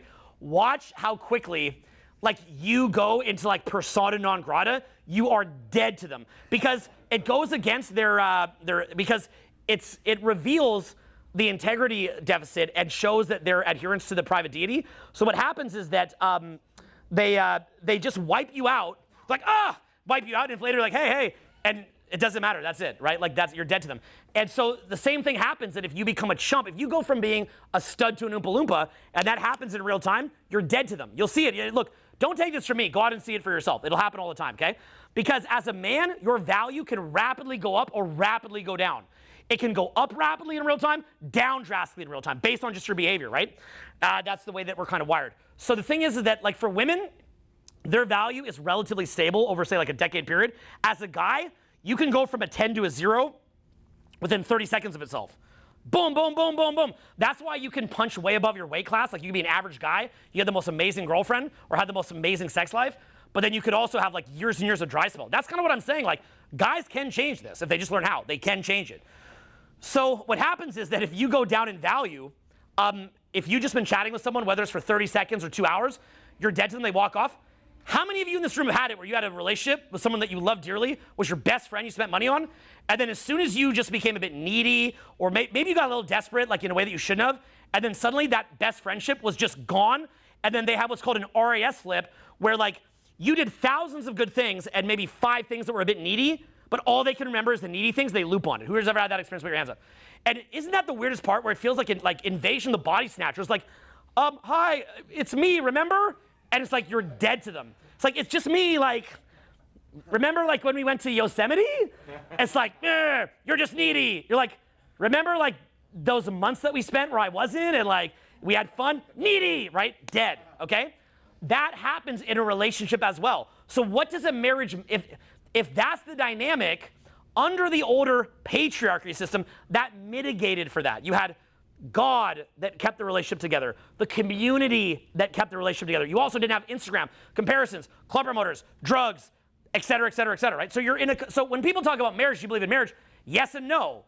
I mean, under the older society, sure. Under current society, no. The only real equity that you have in a relationship at this point, and that girl from the beginning of the Instagram Reels, she actually has Reels where she talks about this, is if the girl likes you. That's it. That's the only equity you have. Does she find you to be attractive or does she not? She doesn't need you for anything else. She doesn't need you to protect, to provide. She doesn't need you for companionship. She probably doesn't even want to have kids. So as a result of that, some of them do, but as a result of that, she doesn't need you for any of that. Now let me show you another powerful distinction. This will blow your mind if you listen carefully. This is very potent, okay? Very, very, very potent. I hit my 20s in the early 2000s. So like a lot of guys, I thought that the whole protect and provide thing would help me in my dating life. So I went out at age 21. Lucky for me, I'm a very resourceful guy. I got a brand new car. I got a $2,000 watch, not, you know, full crazy watch. I got a $2,000 watch at age 21. I got in my best shape of my life. I was in at the top school in my country. It's like a Harvard equivalent, but in Canada, that you've never heard of, Queen's University. And I also had my own house. I had a car, and I had my own property. I had a big fucking property with acreage and shit. So I'm thinking like I'm in a great college, I'm in my best shape, I got a car, I got a watch, got cool clothes. That's cool from my point of view at that time. It's obviously subjective. You see my point, right? And I thought that would help me to get a girlfriend. I just wanted one girlfriend. And I didn't want a girlfriend above where I was at. I would have been happy with anything, okay? And I would have loved that girl like a princess, and I would have lived my whole life for her, and when I died, my last words probably would have been, baby, just the chance to love you and to have you in my life that made my whole life worth it. I would have lived for her. Now, what I realized, I would get in conversations, and I can remember that if I would just vibe and just have fun, they'd always go really, really well. But whenever I'd bring up that I had a house or a car or anything like that, you'd see them lose interest. And I remember thinking to myself, I worked so hard to get the house and get the car. I worked so hard for that. Why would they, like, it just doesn't make sense. And I remember as I'd strike up different conversations, I'd never talked to girls. At my early 20s, I'm finally talking to girls. And I remember, like, because I would just vibe and have fun before I'd bring that stuff up, the interaction would be going well. And then I'm like, okay, this is going really, really well. To bring it over the top, to show her that I'd be a good guy to get married to, I'm going to let her know in a sort of a subtle way, just kind of bring it up casually, I just got a new house or I have a new car. And every time I did that, I would see the chemistry go just bottom out. You'd see the light in the eyes just turn off. And I remember thinking, I saw that maybe 30, 40 times, and I'm seeing the pattern. I'm thinking, it can't be that me owning my own house is a turnoff. It can't be that me having a car at 21 is a turnoff. How can that be possible? That's not possible. But it was. And the reason why is because those things, even back then, this trend, the social trend was starting, and it wasn't helping anymore. I wasn't the fun guy anymore. Well, if you think that mentioning that you have a house and a car back then in the early 2000s was bad, 25 years ago, you better believe that now it's like, don't even worry about that shit. Focus more on swagger, on actually being attractive. So realize no guy is going to get away with not actually being attractive. The only equity that you have is the attraction. To add to that, I also want to point out to you, social media is brainwashing people against relationships in the craziest ways. Okay, so social media is creating, it's not just unrealistic expectations about the level of person you're going to get. That's just the tip of the iceberg. It's also saying things like, would your soulmate do this? Would your soulmate do that? Would your soulmate, you know, forget to do this? Would your soulmate forget to do that? It's also huge on boundaries. You need to have a boundary. It's always talking about walking away. It's always talking about what you're not getting. You want to know my actual opinion? I'll tell you my actual opinion. And here's where I got it from.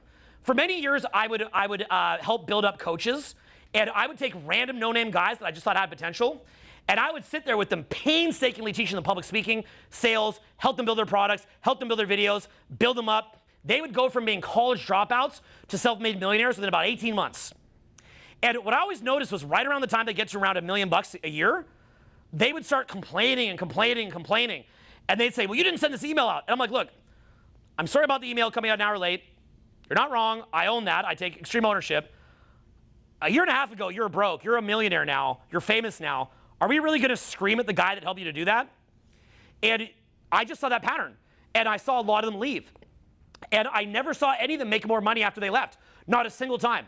They as well were subject to the brainwashing of, you got to have a boundary. You can't put up with that shit. Cool. Well, you're a millionaire before, and now you're not. So maybe what you could have done was viewed it from a more balanced perspective, which should be this. If someone lets you down in XYZ way, talk to them. Have a crucial conversation. You ever read the book Crucial Conversations or Nonviolent Communication? Read those books. Read books about having gratitude for who has helped you in your life, because otherwise, if you look at basketball teams, for example, there was one team in like 2008, the Boston Celtics, where they came together pretty quick. Like they brought in Kevin Garnett, they put it together pretty quick, and they won a championship in the first year. But the teams that won the most championships were typically more like the San Antonio Spurs that won 5 championships. And they had Tim Duncan, Tony Parker, Ginobili, who was the other fourth one? Yeah, they had a great team. Point being, they actually later had even Kawhi Leonard. But the point is, they had continuity. They won 5 championships. If every single time somebody pisses you off, you just unload them, you go, I got a boundary, and you unload them, there's never any continuity. Why do people tend to focus on non-gratitude? Because people are in low vibe energy, they're in trauma energy, and it just feeds that trauma energy to cut people off. It's very, very, very easy to cut people off. And so most of the memes on Instagram is all about how your life will just get better when you respect yourself by cutting them off. Okay? Imagine having that attitude when you have a child together, too. It's fucking crazy. Now imagine having that attitude when you can fleece the person for half their money. So it's fucking, the whole thing's insane. So you've got to also focus on gratitude. But what you're going to see is that your partner is going to be getting bombarded with the following. Instagram is highly brainwashing. Okay? I remember a breakup that I had. Instagram added that feature where it has that little heart thing that shows what your friends are liking. And on one of my accounts, I don't have that many friends on it. And I could see what the girl was thinking right when we broke up. And you see her liking all these videos about the man should do this, the man should do that. Guys, if you saw what I had done for that girl leading up to that, you'd probably throw yourself out of a fucking window. Okay? So she made this narrative in her mind of like this little thing and that little thing, et cetera, when she's never been treated that good before, and on God, she will never be treated that good again. Why? Look, in the same way that when you guys see me do events, do I give all of myself? Do I hold anything back? No. I gave all of myself to that relationship. I left no stone unturned. Every day I just thought, how can I be a better guy? That's all I thought about, okay? I mean, I won't even tell you what I did because you guys laugh in my fucking face. So I'll just leave it alone. But it would shock you because that's how I show up. I show up as my best for people. But between the brainwashing of Instagram, but let me look at other couple things I didn't do. I didn't befriend her mom. I didn't befriend her dad. I didn't befriend her brother. I didn't befriend her horse little friend. Just kidding. But I didn't befriend her friends, okay? So now you've got the friends that are on drugs, out fucking all these dudes that want their partner in crime to go out there and be miserable with them. They don't want to see their girl living in the Hollywood Hills, going, fucking iced out wrists, going on vacations, eating at dinners. They don't want to see that. So they're going to encourage her. No, fuck him, fuck him, fuck him. I failed to befriend the mom, the dad, and then they start talking shit. So what winds up happening is back in the day, you had the church pastor, the merged family. You didn't have Instagram fucking you up. You didn't have the culture fucking you up. In order to create an oasis in this day and age, you better be aware that you want to really ingratiate yourself with the parents. You want to ingratiate yourself with the brothers. You want to ingratiate yourself with the friends. You got that friend who's like toxically single all the time, running around Coachella. You tell her like, hey, because she's going to see how great you treat your girl, and she's going to be jealous. And you say, hey, you got to come meet my friends. You got to come meet my friends. Introduce her to other because that girl is a liability to your relationship.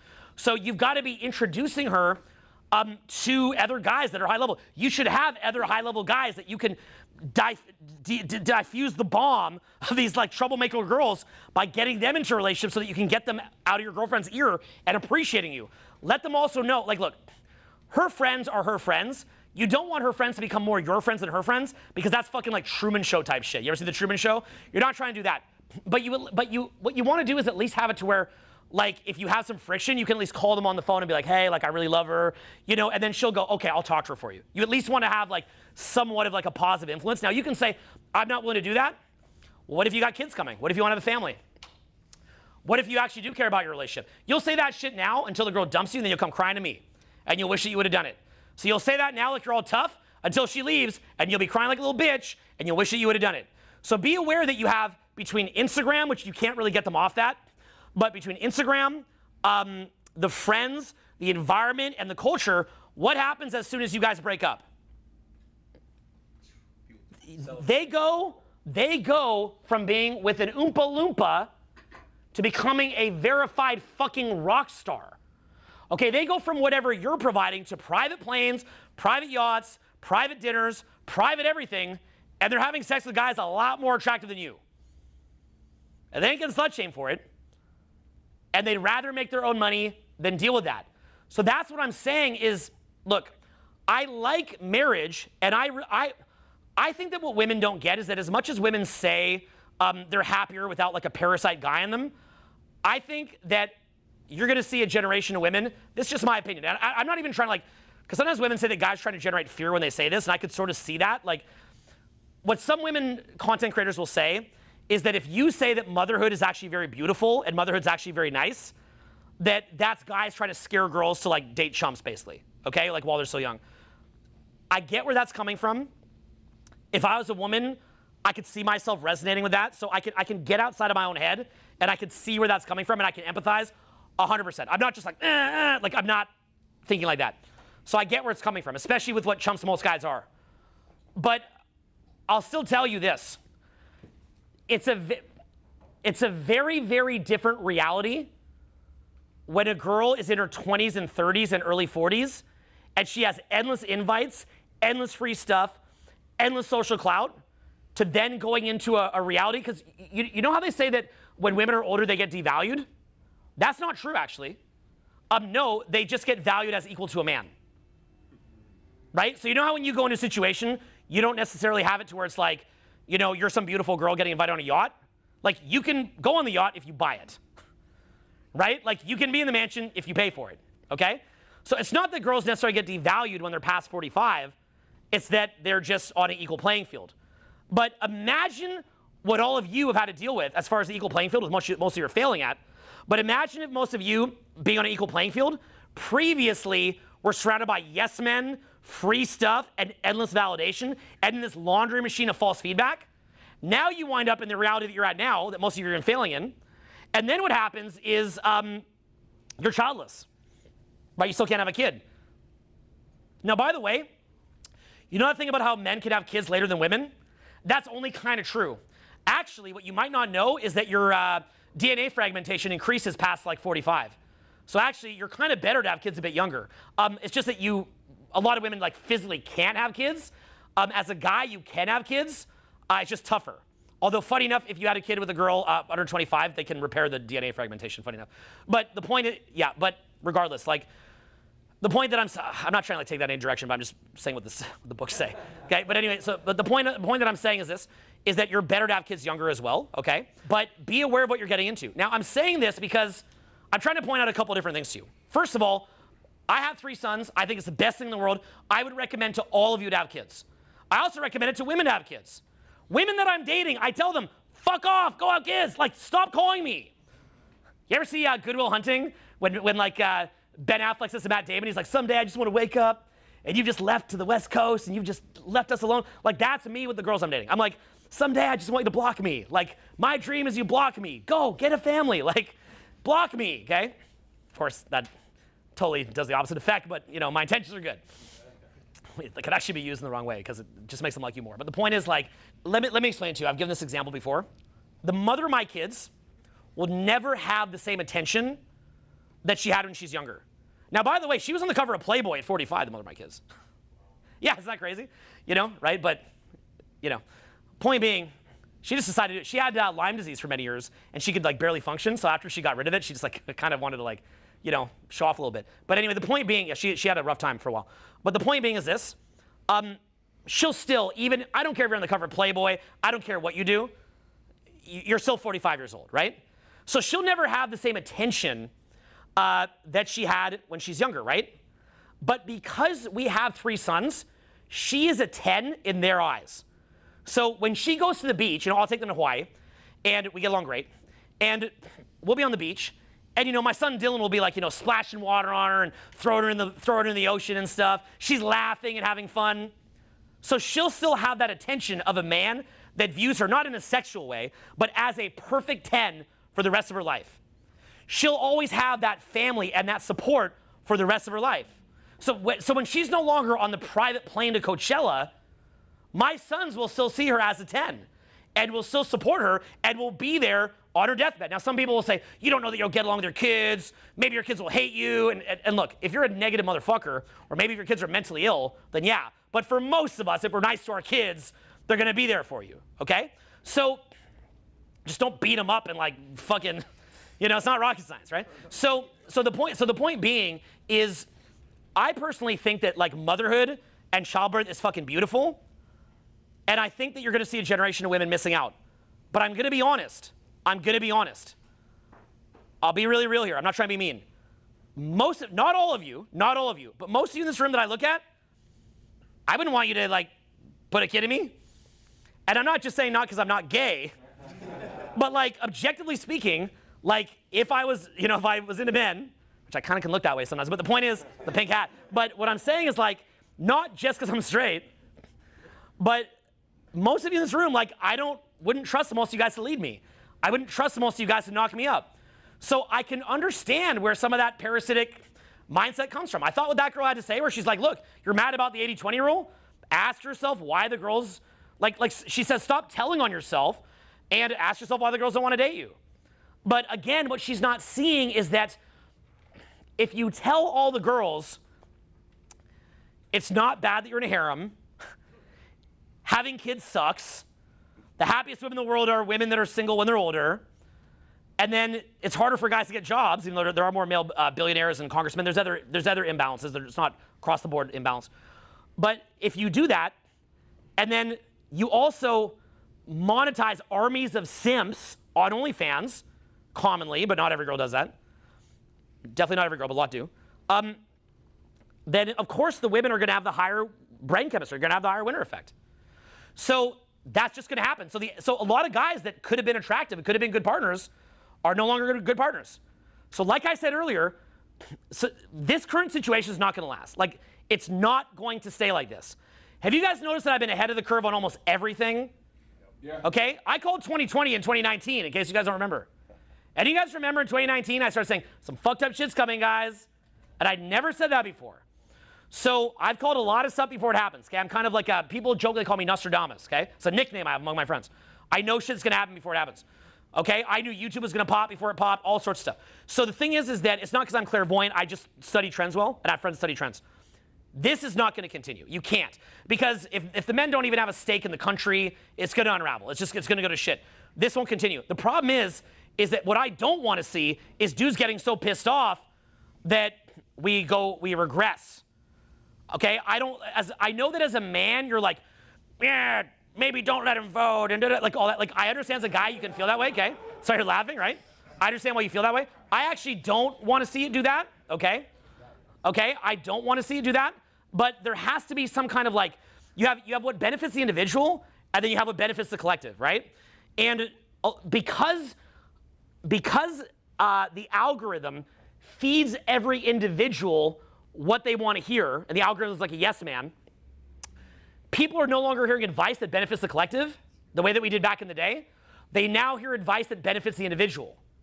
So now you have guys listen to like go guys, like the general thing that you're hearing from men is like one-way monogamy, basically just like one-way monogamy and like bitches ain't shit kind of mindset, right? Then the girls are hearing kind of like, you know what you guys heard at the start of this talk, okay? They're hearing that. So that's not a collectively viable ideology or meme, right? So, but the problem is that we're seeing that kind of spliced apart in these silos on social media. That's the cool thing about social media is that the individual can get niche-based content. That's called the long tail phenomenon. There's just so much content as ever being consumed, but instead of it just being like CBS, NBC, ABC, Fox, it's like gazillion little micro creators. But the point is that the upside is that we have a lot more information now than we used to have, but the downside is that people are no longer thinking what's going to benefit society as a whole, which it has to be a balance, right? You have to balance what benefits the individual and what benefits society. So I don't have all the answers, but I would say this as a simple one from having studied this for 22 years. 23 years now? God, I don't know. Anyway, I don't think regressing is the best idea at all, because that's almost like, you know how there's new technology, and then there's always people that want to go to the past? But I personally think it's better to adapt. Like, I remember back in the day, we used to sell DVDs, right? And then YouTube came out. And immediately, I was an early adopter of YouTube. And I'm like, look, let's just go on YouTube. And my buddy's like, no, we got to keep selling DVDs. The companies that just kept selling DVDs went bankrupt in my niche. And then the companies that went on YouTube thrived. So I don't think that we need to, like, go backwards in life. But I think that we simply need to understand where we're at and adapt. And here's what I'd say. Honestly, if you just had a class about social dynamics in grade school and high school, not even dating, just social dynamics, I believe the problem will be gone. I think it's a much easier fix than we think. How do I know that? I know that because I've taken little nerd guys that are like just the most pathetic cases you've ever seen, and I flipped them into highly charismatic and very socially successful and rich, and I flipped them into that in 3 or 4 days. But here's what's funny, okay? Let me tell you how I feel about this. So I've made millions off what I teach. So selfishly, I just like being the guy. I'll be honest, I think I have the best content on the planet. I don't think there's better content. I've never seen it. I've studied every fucking teacher out there. I've been to their seminars. I've seen everything. I've never seen better content, but I'm biased. But I've never seen it. Now, because of that, I benefit a lot. I've got wealthy clients. I make a lot of money. But I feel, you know what I start to realize about this? The shit that I teach, it's fucking inadvertently criminal, because what I'm doing is almost like if somebody has like an AIDS medication, and instead of giving that away for free to save people's lives, they're profiting off it by charging $5,000 a pill. And because people will die without it, they're fucked. So I literally believe without this kind of content, people are fucked. They are so fucked. So because of that guilt that I felt, I went and did free events all over the world. And every day, people always hit me up and they're like, you really push that free event, huh? Like, you must make a lot of money off that. I'm like, you know, we make enough money to cover the costs and break even off of it, but it's not about the money. It's literally me trying to create free events, recording them, and putting them online for free. I'm going to be releasing a 4-hour and 40-minute video this week, okay? Is that good for the algorithm to release a 4-hour, 40-minute video? Or is that from someone who's passionate? I'm passionate about this, okay? The kind of energy that I'm bringing here, money is not enough to drive that. I'm a smart enough guy, I can make even more money doing mergers, acquisitions, and many other things. I've also had a lot of rich clients that offer me to quit. I love this stuff. But what I would like to see in my dream is, what I'd love to see is that the kind of stuff that I teach, it doesn't have to be a copy of my stuff. I don't need the credit. I don't want the credit, although I'll take it, but I don't want it. I'd like to see it taught in schools. Here's my thing. Where's Harvard? Where's Yale? Where's Stanford? And I'm not saying it has to be my stuff. I personally think my stuff's the best. I've already said that. But because I've just studied it and I've killed myself to figure this shit out. But the point that I'm making, and how much balls do you have to literally be like, I'm so good at this that I'll take you out and show you. Okay? Like, I'm that consistent. So the thing is that I love what I teach, but it doesn't have to be exactly what I teach. But there just has to be something taught to people, men and women, in social skills, in self-esteem, in self-confidence. It has to be taught somehow. But the problem is that the public school system is too slow to adapt. Maybe you could build a replacement for a church. What did church used to represent? Church used to represent people would get together as a community. I mean, just think about the energy shift that you're getting from being here this weekend. And imagine if you had that for free every single weekend, but locally. But imagine if instead of me being up here being the pastor, imagine if instead you got involved, right? Like, so in other words, it's not just sitting there listening, but you would actually learn the material as you got through your 20s and 30s, and then you would teach younger people, and you would help people figure out how to thrive. But we don't have that degree of community anymore, right? And the thing is, if you want to get married, or if you want to get a proper spouse, what's your options at this point? You know, you can meet someone at the grocery store. Personally, I like to meet people that have been courted, to know they're of age, okay? I'm 45. I don't really want to meet someone at the grocery store. I want them to have been ID'd. Even them a little sketched out by it, but I want them to have been ID'd. So the thing is that you meet people a lot of time in nightclubs. A lot of those people are on drugs, drinking. So that makes it kind of weird. I don't want to run home with someone drunk, ever. So the point that I'm saying is, like, how do you even meet people at this point? Internet dating? What shot does an average guy have on there? So there's not even a lot of places to meet people. And the culture has got so fucking degenerate on drugs and absence from God and absence from any higher truth, to the point where marriage is viewed as an Instagram flex. A relationship with someone is viewed as cuffing season or an era. Everything's just fake as fuck for the most part. People don't take it that serious. You know, even someone listening to an entire album at this point is rare. When's the last time that you waited for the album to come out? You know what I'm saying, right? It's rare. Try to get your friends to listen to the whole album. You know? It's just hard to get them to do it.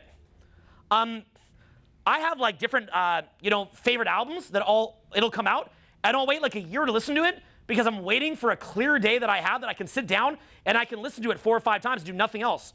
Like if it's an album that I care about. If it's like a rare TV show that I would care about, I would wait until I can properly watch it. I love the video. I've only ever played 3 or 4 video games like as an adult. One of the best ones was God of War. Turned out that fans of mine actually made it. I was excited about that. I found out later. But love that game. And, or they're a big part of it. And I love that game. But God of War Ragnarok's been out for like a year. I haven't played it yet because I don't want to just like go home after tonight and play it for half an hour. Like I want to like sit down for 3 or 4 days. I want to play it proper because I think it's a work of art. Some video games are actually works of art, right? So, you know, there has to be something special about, like, say your relationship. Say that you have a partner. You have to have the capacity to make that special. It can't be fucking cuffing season, okay? It can't be like an Instagram meme, like some girl who just wants like a big Instagram wedding that she can post to flex on her fucking, the girls that she's competitive with. But understand, there's almost no equity in anything anymore. And the reason why is because there's no community that holds people accountable. So, I mean, a couple of cases in point, right? If Donald Trump had lost the election, what would have happened to him? Jail. Arrested. He would have died in jail, right? Nobody would have done anything. Nobody would have cared because he's just the loser. He happened to win the election. So now you have Mark Zuckerberg pretending that he likes MMA and hunting on Joe Rogan with his long hair and the gold chain. Trump is cool. I didn't mean to ban him. It was a joke. Ha ha ha. Right? Like, can you imagine that's how awkward that is? Like the guy that you ban becomes the president? It's like the girl that dumps you that you become a super stud like later, made the wrong bet on you, right? So Yeah, they never thought he'd come back, so they all banned him. Then he came back. So the thing is, like, now, no one would have cared. People just care who wins. Like, that's it. A lot of people have super shady integrity or ethics and values and stuff like that. But as long as they're winning, nobody gives a shit. So, you know, let's say that you, you bought a girl, like, all this expensive jewelry, and you took her on vacations, you're super nice to her, treat her like a princess, all that kind of stuff. And you did that based on the idea that she told you that it was going to last, that she was all in, you're going to get married, and then she dumps you? Are any of her friends going to say, that guy treated you great the entire time, he treated you fucking amazing, this guy just iced you out, took you everywhere, you're just going to keep all that jewelry? You're not going to give it back? They're not going to say that. They're just going to go, ha, sucker, right? How about if someone gets divorced, takes half your money? They're not going to, there's people from the inner city that go to jail because they robbed a 7-Eleven for like $500. Meanwhile, my buddy who I talked about could lose 15 million. What did that guy ever do wrong? He's a great fucking guy. He's an attractive guy, super nice guy. She just got bored. Fleeced him for 15 million and their daughter. So are any of your girlfriends going to say, hey, you're making us look bad when you do that? That makes us look bad. That's not good when you do that. To be honest, when guys act like assholes, guys don't hold each other accountable either. Except like white knight feminists, male feminists, that are transparently doing it for a reason. So the thing is that people don't really hold each other accountable anymore. I can remember there was a guy in my company that was a coach. I built him up for years. He embezzled about 800 grand or something. It's like in the million range out of my company.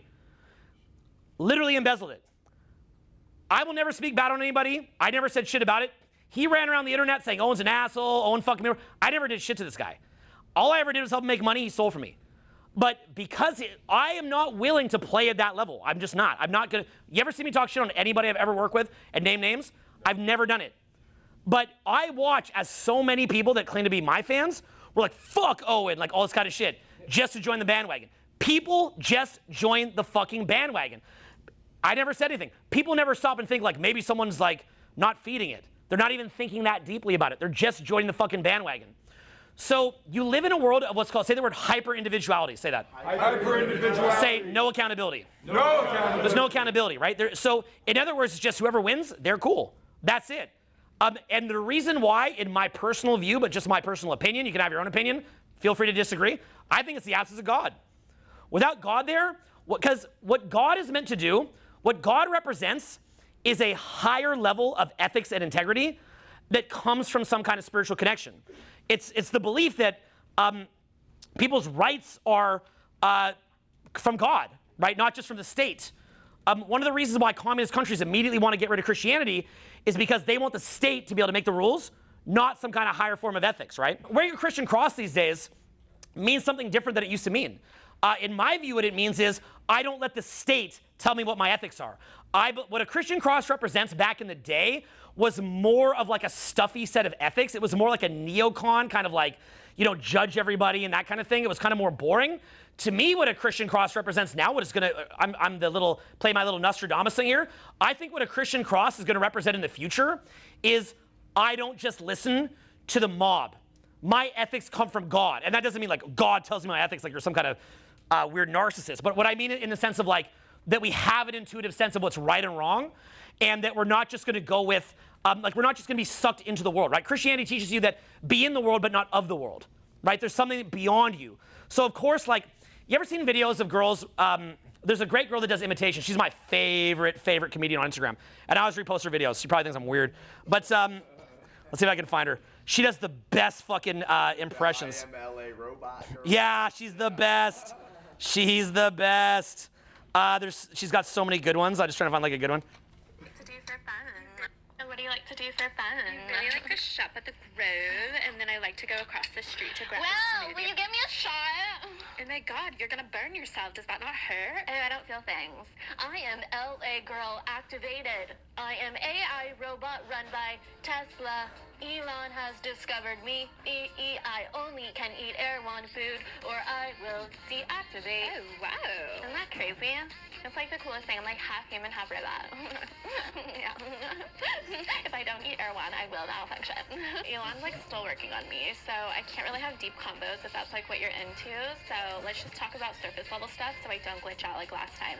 You should be really glad you weren't here. I kind of like went the F off. Yeah, so let's talk about something else. Do you like to shop at Erewhon too? Boys? I love talking about boys. Who are you seeing right now? Daxton. A promoter? Are you polyamory? No. Oh, no one told you? No. They cheat. And then they tell everyone. And then you get a reputation all around the clubs. Oh. Yeah, you should probably like watch out for that. Unless you just like don't care and you don't have emotions like me.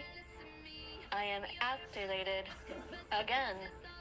AI, what would you like to talk about? What do you like to do for fun? Yeah, I mean, she's fucking amazing. The, Thank you for bringing me to Mastros. Thank you for bringing me to Mastros. You have like such good taste.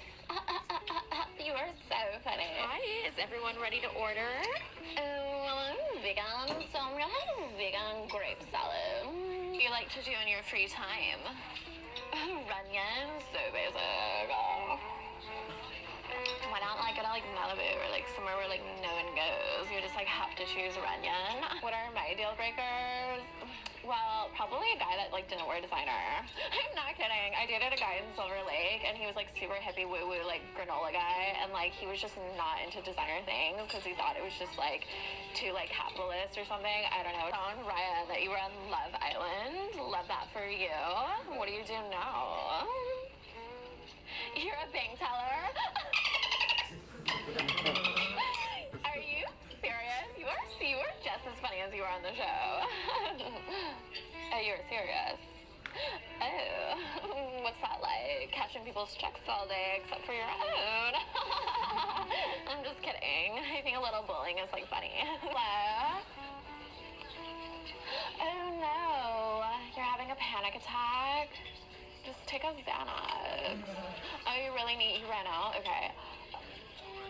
Okay, I will be right there. I'm so sorry. I have to end this short. Thank you for bringing So, yeah, but she's great. And the thing is, what that is meant to sound like, okay? What that sounds like, it's a joke. She's kidding, right? But that's a real way of talking. Like, that's funny because it's real. That's someone without a center point. So they're like, Mastros, designer, Coachella, smoke weed, oh, anxiety, take a Xanax. Like, it's someone with no center point. That's what it actually is, right? So, but the thing is, if you try to inject that, like if you were to say to a girl like that, like, there's no center point there, like, what the fuck? That is non-resonant because it doesn't speak to the private deity. So, in other words, what you've got to understand is society's just changed. That's kind of what I'm getting at here, okay? Society has changed, and the key pieces to take are this. Back in the day, when men were taught to get the door, to pay for the dinner, and to be a gentleman, this is a very, very powerful piece I'm going to explain to you. That was done because it allowed low winner effect Oompa Loompa type guys to have a framework of what they could do, but it was conditioning the women to view that as good. So a girl who's like, you know, not that I think in these terms, but just keep it simple. A girl who's a 5 could be on a date with a guy who's a 5, and as long as he got the door, paid for dinner, cleaned his car, and showered, he would be viewed as what's called a gentleman. But have you ever tried the gentleman strategy now when you're meeting somebody? You ever tried it? Absolutely. Is there a single case where that did anything? I'm not even saying to be an asshole. I'm not one of these guys like, you gotta be an asshole. I'm not saying that. But I'm just saying it doesn't do anything. And if anything, it kind of makes you look naive and dumb because it makes it look like you're not aware of how things are now. So it actually makes you appear socially inept. So that's a key piece right there. A lot of the protect and provide stuff, it's resonant when fertility is waning at an older age, but it's not resonant prior to that in most cases. Now, there are, just like how you can't say all men are any one way or all women are any one way, some girls are raised more traditionally where you'll meet a rare girl who still actually cares about that stuff. Even then, I'd be careful. Don't, you know, it could appear that way because they'll say that because they want to look that way on the surface, but they may not actually care about it.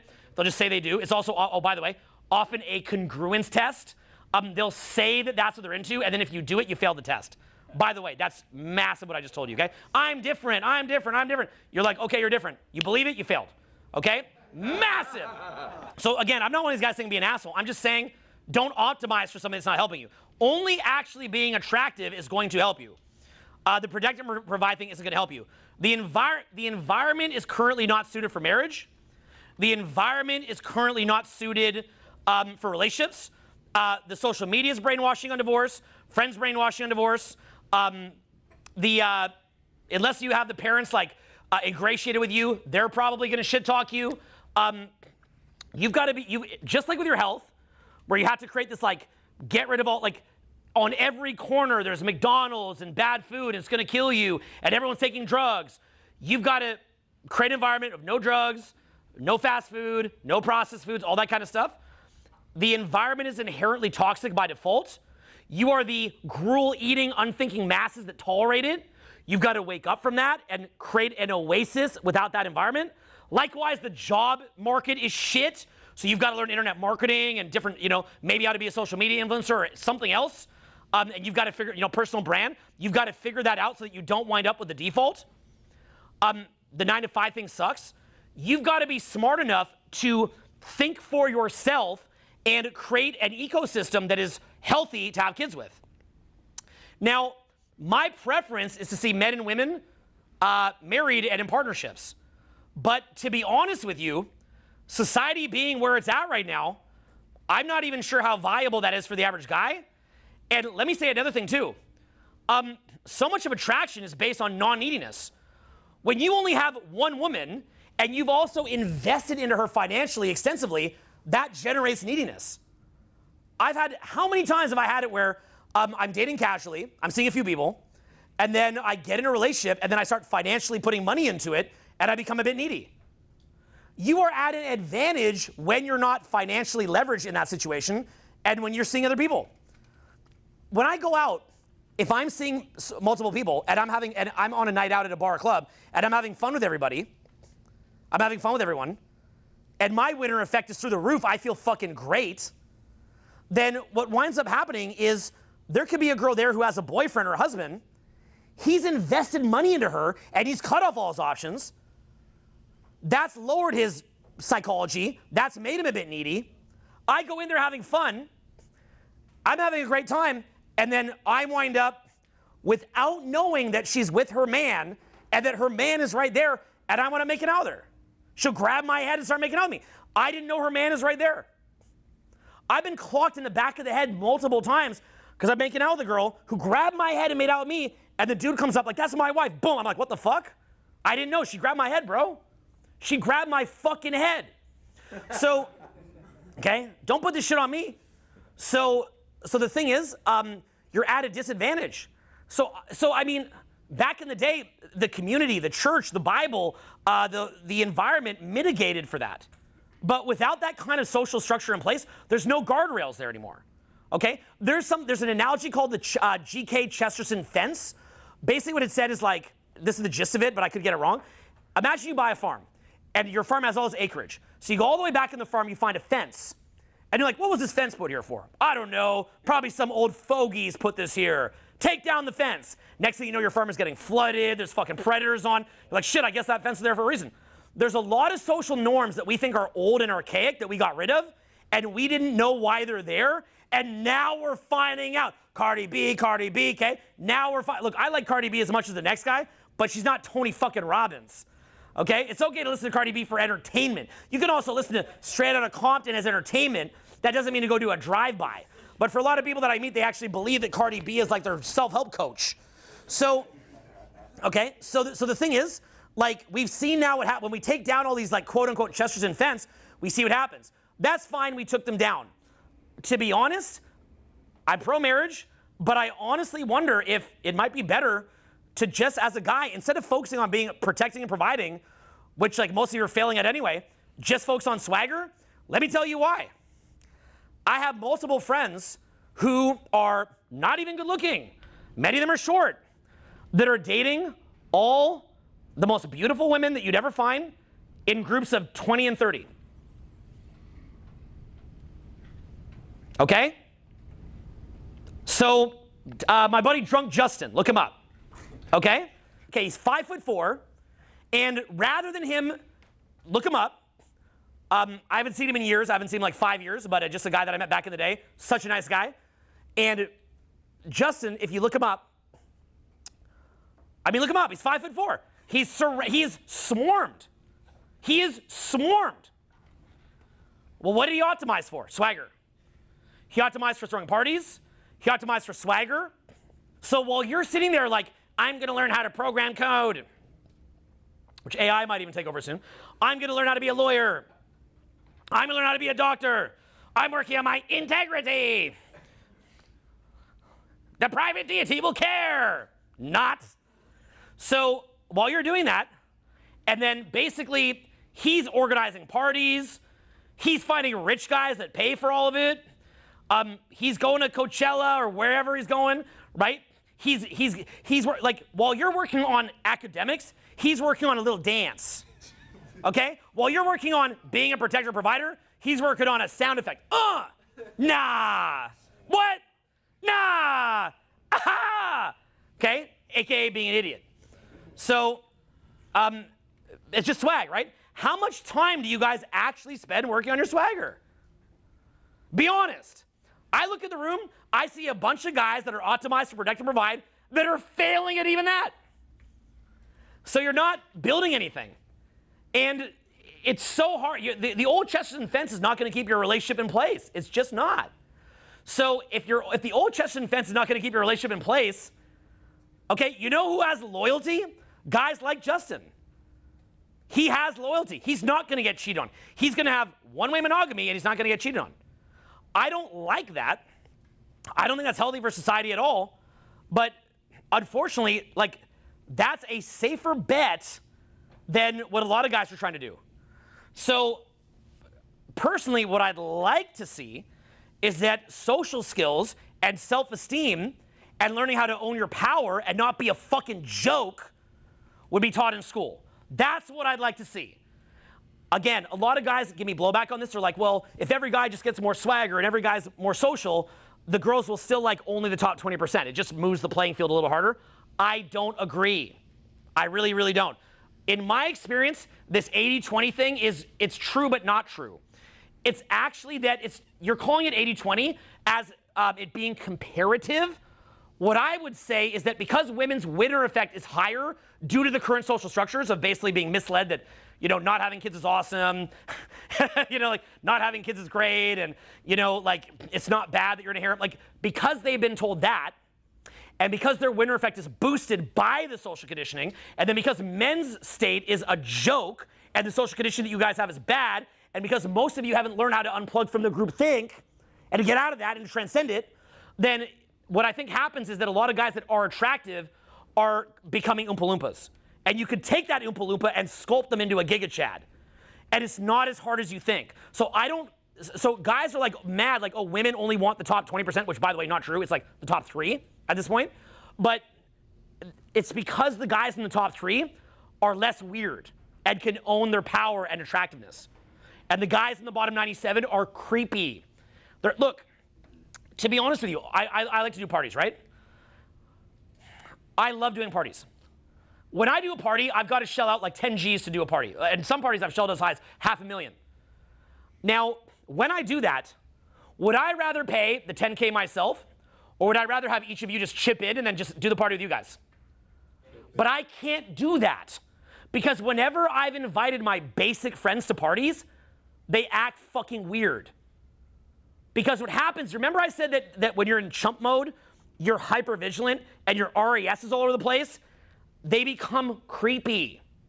So then the girls that I invite, they're not going to want to come back to that party because the guys are being needy. They're being needy.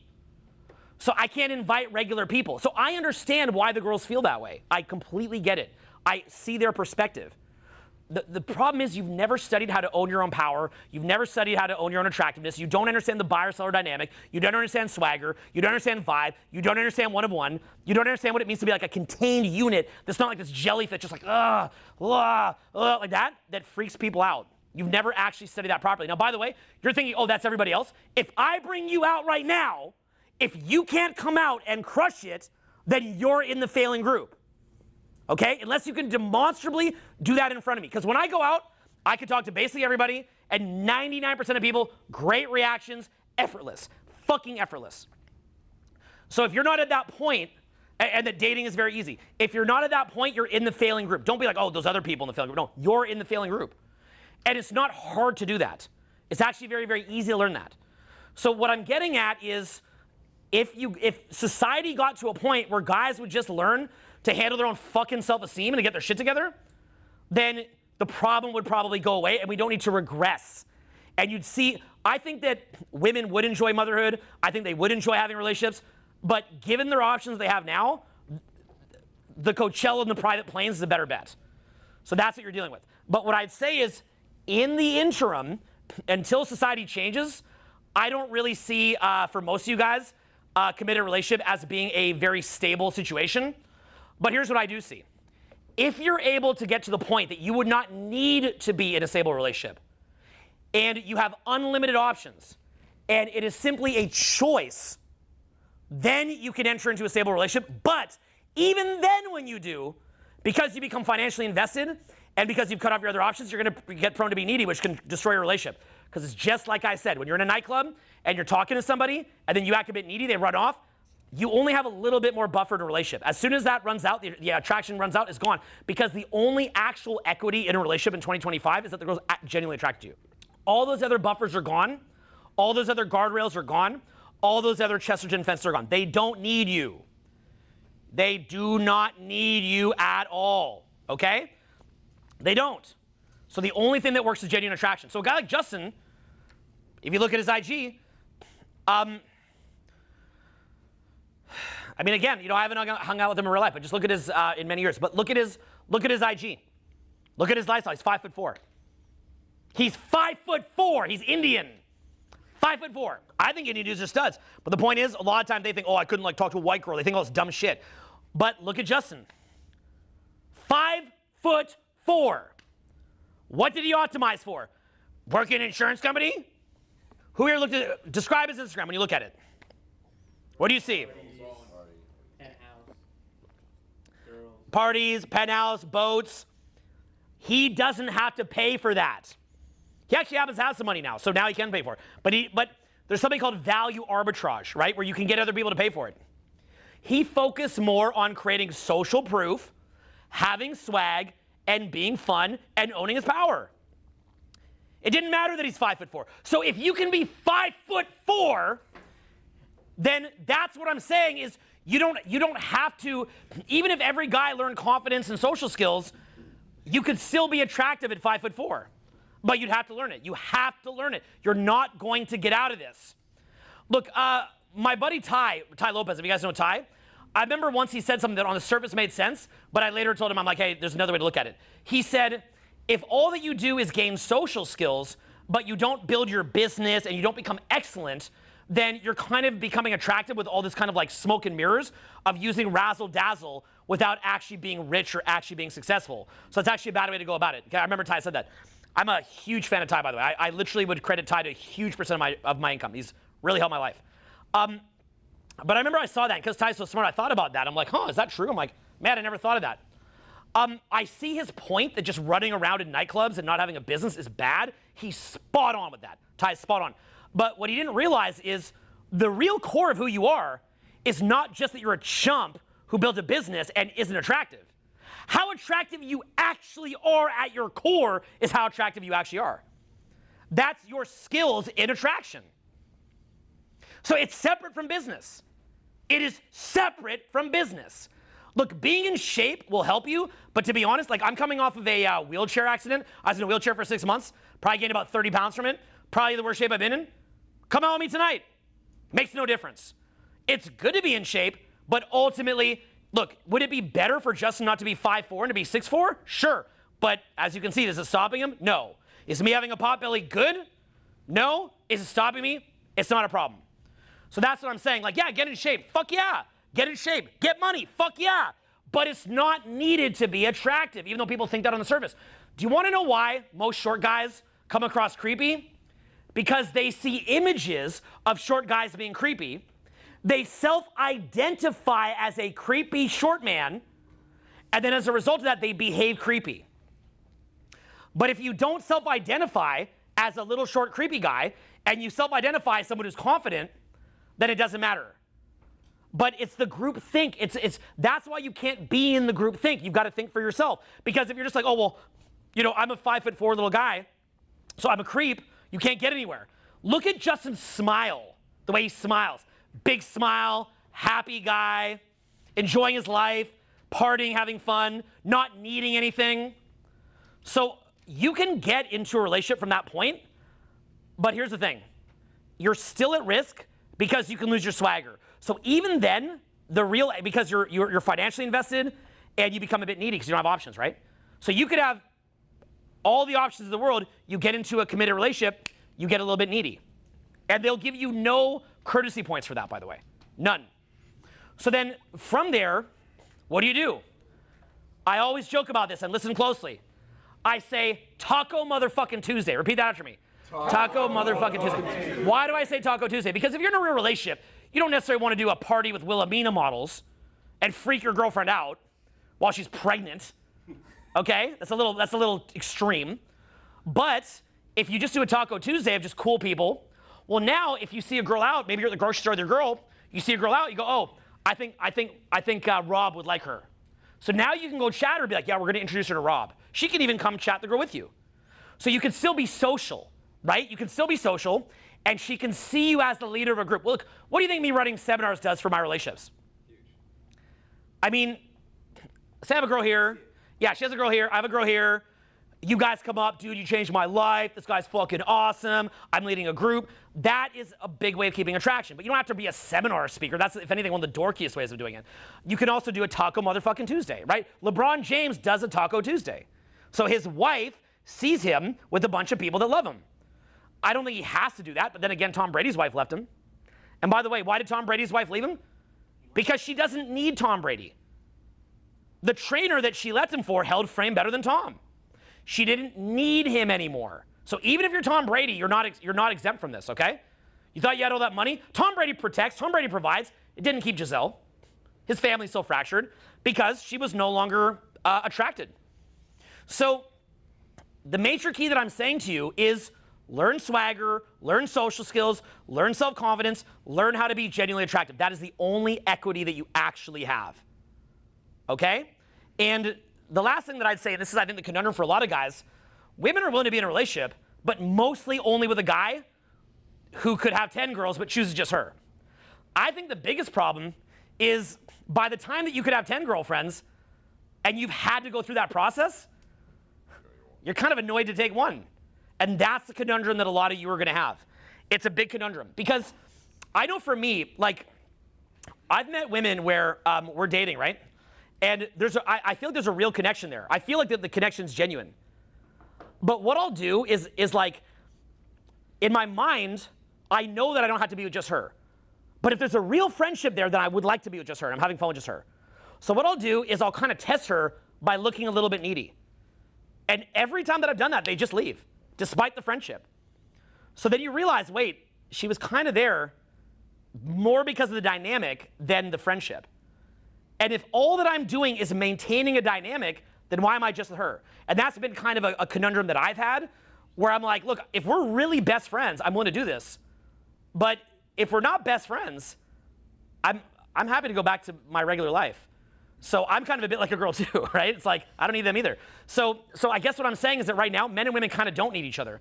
We're gonna have to reinvent a way that we do, and I think that that will come with time. I pray that that is a progressive movement forward and not regressive, because I'm kind of scared it's going to become regressive, to be honest with you. I'd like to see it be progressive by men stepping up, but not stepping up like, and guys like Scott Galloway, who I do like a lot, but he'll be like, men need to just become better providers. Men need to step up financially. Try that.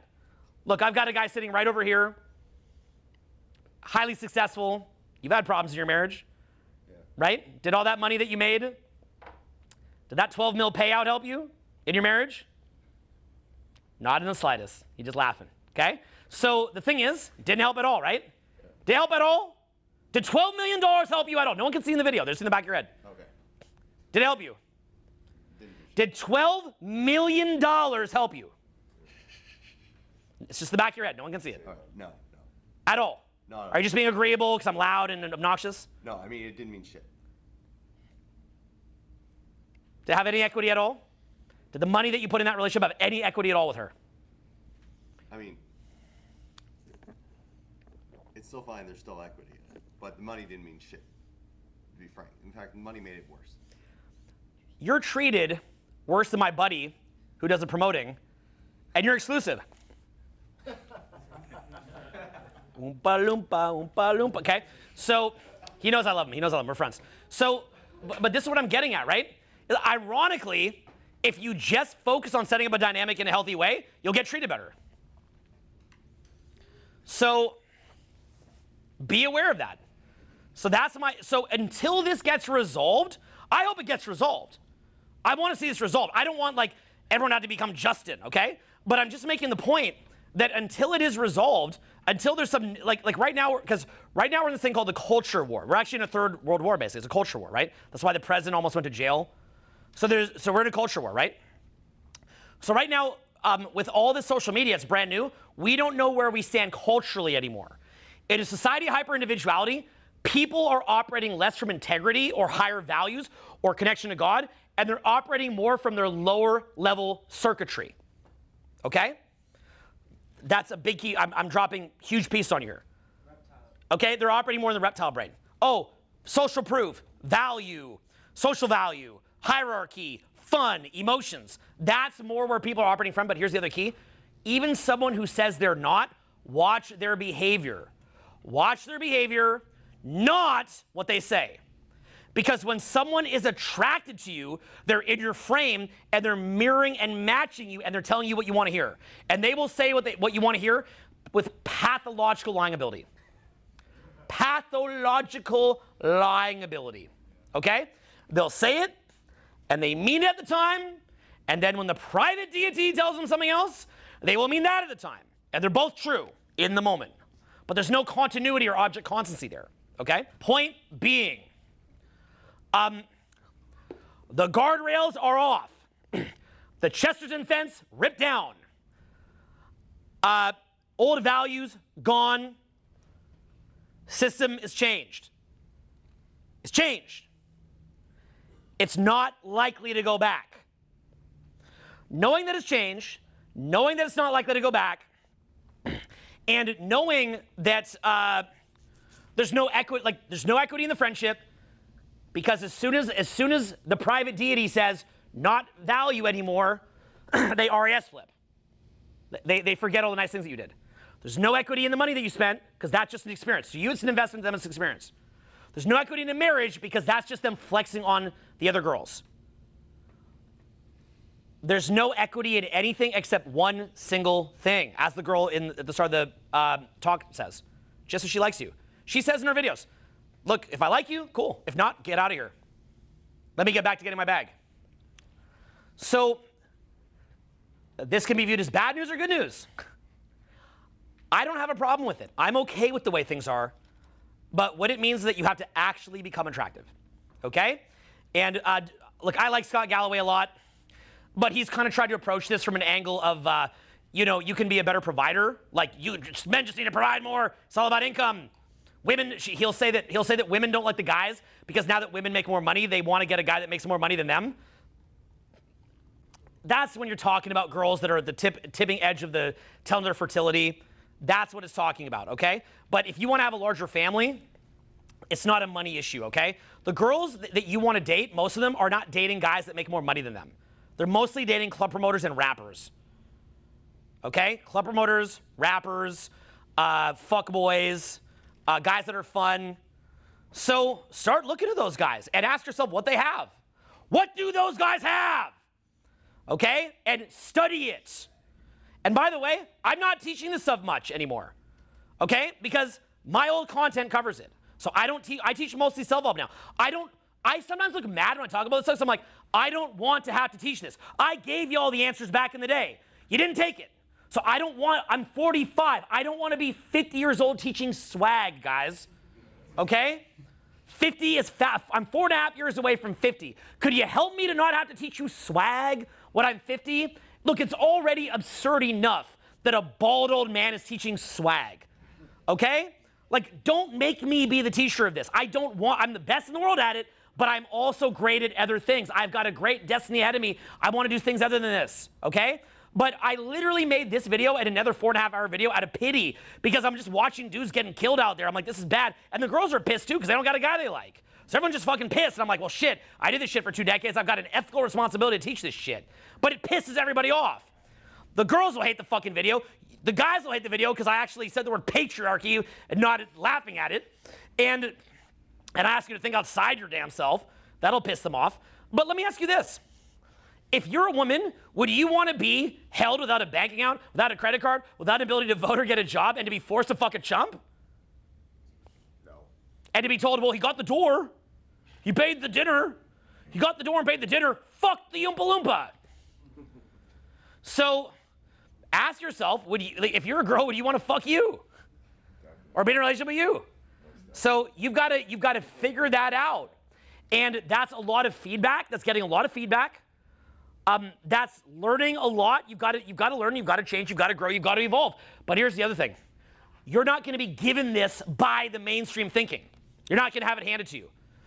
You're not going to be told, like, men are, like, for a woman who's told men are parasites, the happiest women in the world are single and don't have kids, you know, all that kind of stuff, you know, like getting into college easier, getting job easier, all that kind of stuff for quotas. That's not going to be you. You're not going to have it handed to you. You're going to be told you're shit. You're going to go out and you're going to be told that you're shit, right? So the only way out of it is to see the world through your own eyes, because you're not going to have this handed to you within the groupthink. The groupthink isn't going to give this to you, okay? This has to be you seeing the world through your own eyes. This is an independent journey that you're taking where you have to use your own intelligence and your own power to see the world through your own eyes and to find your own attractiveness. And then from there, you've got to learn every single dynamic that pedestalizes you as opposed to devalues you. Because what most men do, their entire behavior is centered around and pivoted around self-devaluation. Almost everything you do is self-devaluation. Lowering your attractiveness via your behavior. Being in the group think, when you're a man, lowering your attractiveness. Constant self-qualifying, lowering your attractiveness. Being nervous, lowering your attractiveness. Not having social awareness of when you're creeping people out and being desperate lowers your attractiveness. Not, you know, when girls go out to a club and a bar, they're dancing, they're having fun with each other. Women also are more likely to have other female friends and relationships, not just reliant on a guy, where a guy just has his wife. That's lowering your attractiveness. Not having passions and pursuits outside of women lowers your attractiveness. Not working on your social media lowers your attractiveness. Not realizing all the different social dynamics that raise your value or lowers your value, lowering your attractiveness. Also, I had to tell you, believing that friendship and a relationship is going to hold that relationship with you, for you, lowers your attractiveness. You can have female friends. Women are very capable of being friends with a guy if you're actually friends. But when you're having sex, there's something exchanged on the table. So it's not a genuine friendship, because it's not like back in the day where people were kind of had a certain social expectation to be friends. Watch how quickly you can get flipped. Watch. It's crazy. So be aware of that too, okay? So learn these skills. And unless men actually learn these skills, you're either going to see this like massive regression where guys collectivize, they get all fucking pissed and they try to put things back the way they were, and that's going to be ugly. Or what you're going to see is that guys move forward. Guys get together and figure out what it means to actually preserve their value and not to be like those fucking losers that line up to fuck Bonnie Blue. Because that girl's not wrong. What do you think that looks like to men in her eyes, that guys line up to fuck Bonnie Blue? It's disgusting. Okay? It's disgusting. Look at the fact of how desperate and needy guys are. It's disgusting. But just getting rid of your neediness by saying, well, I don't need women, without swagger and without meeting new people and lead generation, so to speak, social lead generation, you just saying, oh, I forfeit being needy, I'm just going to sit in my basement, that doesn't make you more attractive either. So you've got to have that, you've got to strike that balance between being self-fulfilled, not needy, but then also being out there and meeting people and having little bells and whistles that kind of connect to other people. You've got to understand how to pump your own state. You've got to understand how to joke around, how to vibe, how to socialize, how to have fun. You've got to understand how to invite people to things where you are on the pedestal. Not a date where you're sitting across the table that is an outdated, no longer effective way of meeting somebody, unless they're at the edge of fertility. okay? So you've got to start to be honest with yourself about how things like sex and dating take place in this day and age, how it takes place. And if you do that, what will wind up happening is you're going to have a separate problem. And the problem that you're going to wind up having if you do that is you're going to have so many prospects, you're not going to know who to have kids with. You're going to come to me and you're going to say, Owen, there's 10 different people in my life right now, all that are amazing. I like all of them, and I don't want to disappoint the other ones. I don't want to have them cry and abandon them. Although ironically, then when you do that, and the girl who you choose to have kids with, you choose her, then you start spending money on her, you get needy for her, and then she'll fucking leave you. So you've got to have the full transformation where you're not needy. Like it can't just be propped up by a bunch of girls liking you, like having a roster. It can't just be propped up by your roster.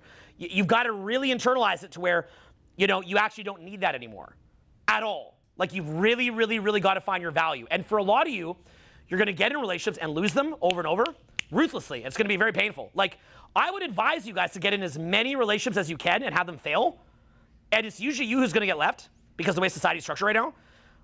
And to observe why they fail and to take the fucking medicine that'd be the best way I'd put it to you. Take your fucking medicine, because when those relationships do fail, that is what's going to be your learning lesson, right? That's how you actually learn and grow, okay? There is hope for you. Are any of you guys a little bit scared about what I'm saying? Yeah. Don't be.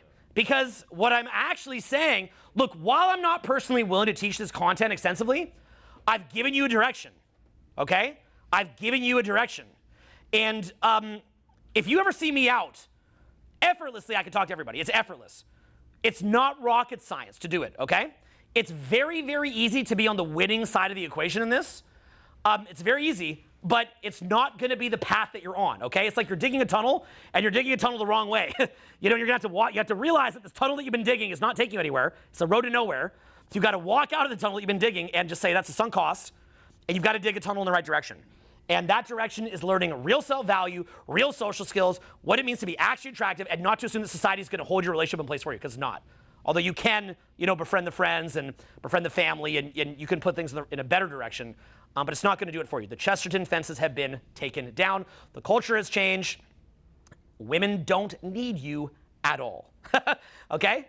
And what will work is actually being attractive. Last point is this. If you're one of those rare guys who's actually not an Oompa Loompa and actually attractive, what does that make you in a society full of Oompa Loompas and NPCs? What's that make you? Like a unicorn. Best day ever. Yeah, I wouldn't yell words like monster, but I see your point. Okay, so the thing is, like, I guess what I'm saying is, but I know you're saying it as an analogy, like a sports analogy. What I'm saying is this. What it makes you is very, very, very rare. So all of you in this room, if you listen to what I told you, within a year, will have the most dramatic turnaround you've ever seen. If you optimize for the right things. Here's the problem, though. A lot of y'all optimize for being a provider, and you're failing even at that. So then you're going to try to optimize for this, you'll fail at this too. So my last piece of advice for you is, this is a horrible term, but I often call it aborted fetus syndrome.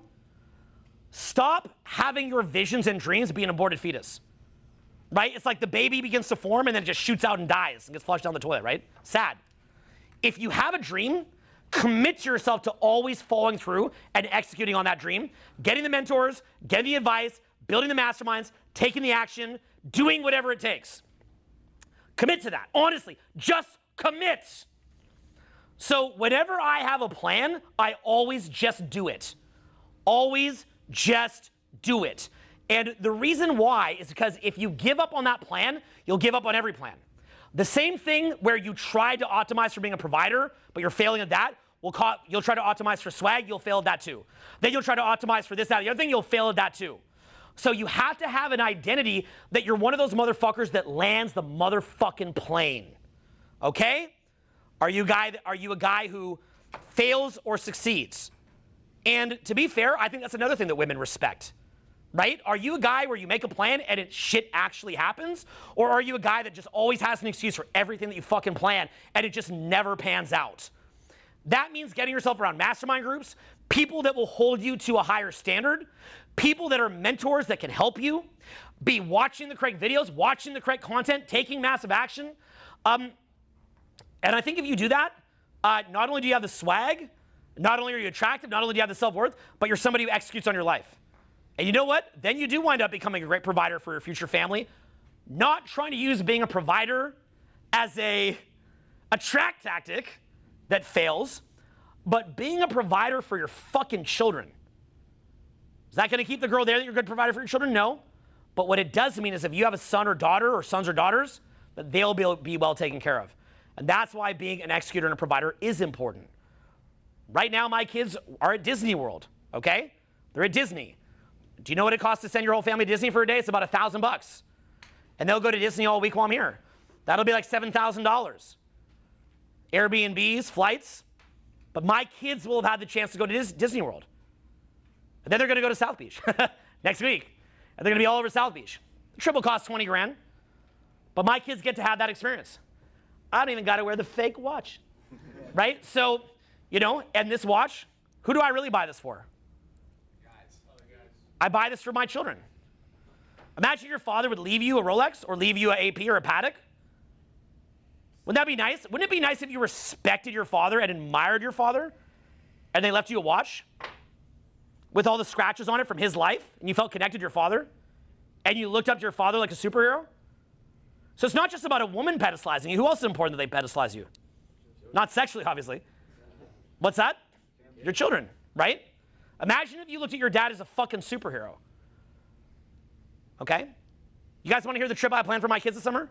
Yeah. I do a different trip every summer. 2 summers ago, it was Alaska and the Pacific Coast. This year, okay, as soon as summer break hits, we're gonna drive up to the Redwood Forest in Northern California. We're gonna spend 3-4 days in Redwood. We're gonna hike all the best trails in the Redwood Forest. Stunning. Make sure that you go to Redwood Forest. Never miss that. We're gonna drive up the Oregon Coast Highway. We're gonna go through all the different beach towns and local logging towns and fishing towns all along Oregon. Might go into Crater Lake. It's a big volcano, giant lake and a volcano. Come back out, up the coast. Cannon Beach, the most beautiful beach town you've ever seen in the Pacific Northwest. Pacific Northwest, most of the year, kind of sucks. It's cold and rainy. But for those 2-3 months a year when it's sunny, it's God's country. So beautiful, it takes your breath away. They have giant, you ever see the movie Goonies? They have giant rocks coming out of the beach. One's called Haystack Rock. I think one of the biggest, if not the biggest rock, just popping out of a beach in the world. Go there. We're going to drive into Portland. I'm going to do a little tour. I'm going to do a free tour in Portland. They'll get to go to all the zoos and local stuff in Portland. We're going to go to Mount Hood. Beautiful, beautiful chalet at the top of Mount Hood. We're going to go to Mount Rainier. We're going to go climb up Mount Rainier, which is you know that big mountain that you see off of Seattle? We're going to climb up around there. We're going to go around Olympic Park. Then we're going to go do an event in Seattle. Then after the Seattle event, they're going to go all around Seattle, go to the Space Needle, Aquarium, all that stuff. Then we're going to go in through Montana. We're going to spend a few days in Glacier Park, driving up through the Going to Sun Road, most beautiful road you've ever seen in your life, Going to Sun Road. They cut it through a mountain. Then we're going to go, after a couple days in Glacier, we're going to drive in through the Dakotas. We're going to go see Mount Rushmore. We're going to go see Custard Park. We're going to go see Deadwood, like all the stuff around there. We're going to drive up to Minnesota. They've never seen Minnesota, so for kids, that'll be fun. So it'll be a little fun place to go, zoos and fun stuff for kids. They'll go there for a couple days. Then we're going to drive over to Chicago. Chicago is super fun for kids, museums everywhere, art galleries everywhere. We're going to do that for a couple days. Then we're going to drive to Detroit. Detroit obviously is like a rough place, but for kids it'll be fun because it has auto history and the kids love car museums. They're going to see all the cars, stuff like that. I'll do my little seminar there. Their mom will take them around stuff. Then we're going to go down to Louisville, spend a day in Louisville, a day in St. Louis, a day in Kansas City, a day in Omaha, which has the biggest zoo in the country, along with San Diego. Then we're going to go to Denver. They're going to go all around Denver through the Rocky Mountains while I do an event there. Then we're going to drive around all through the Rocky Mountains, back to LA, 5-day break, Hawaii, do about a week in Hawaii, event there, back. That'll be my summer break with my kids. Yeah, thank you. That'll be their summer break. Well, thanks.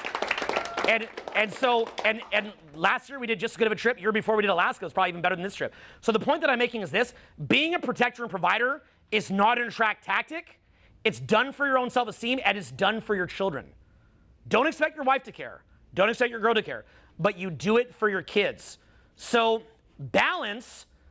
I think what you got to do as a guy is learn the swag, learn the self-value, learn the social skills, learn how to be attractive, learn how to protect and provide. Don't count on that as being an attract mechanism. It's not. They don't care. They don't need it. But then when you have kids, make sure that with the woman that you have kids with, that you've ingratiated yourself with her family and create a good environment where she puts you on a pedestal. Do the Taco Motherfucking Tuesday. Keep the attraction, keep the value. Learn how to not lose value from those different breakups that you've had where you see where you lost it. You learn from hard experience. And then what you do is you have your kids. You can protect and provide for them. You have a family. Now you've got a legacy, okay? So once you understand that, you can still get the deal that you thought you got, but you got there on a different path. You learn some different skills, and your winner effect turns on. You don't have to be a fucking Oompa Loompa, and you probably get rich in the process. So it's actually a good vision that I'm presenting to you here. It's not bad. It's not scary at all. But what it means is that you're on this path, and you've got to choose a different path. You guys ready to choose a different path? Yes. Well, thank you guys very much. I appreciate it. Thank you guys so much. This was fun. Thank you.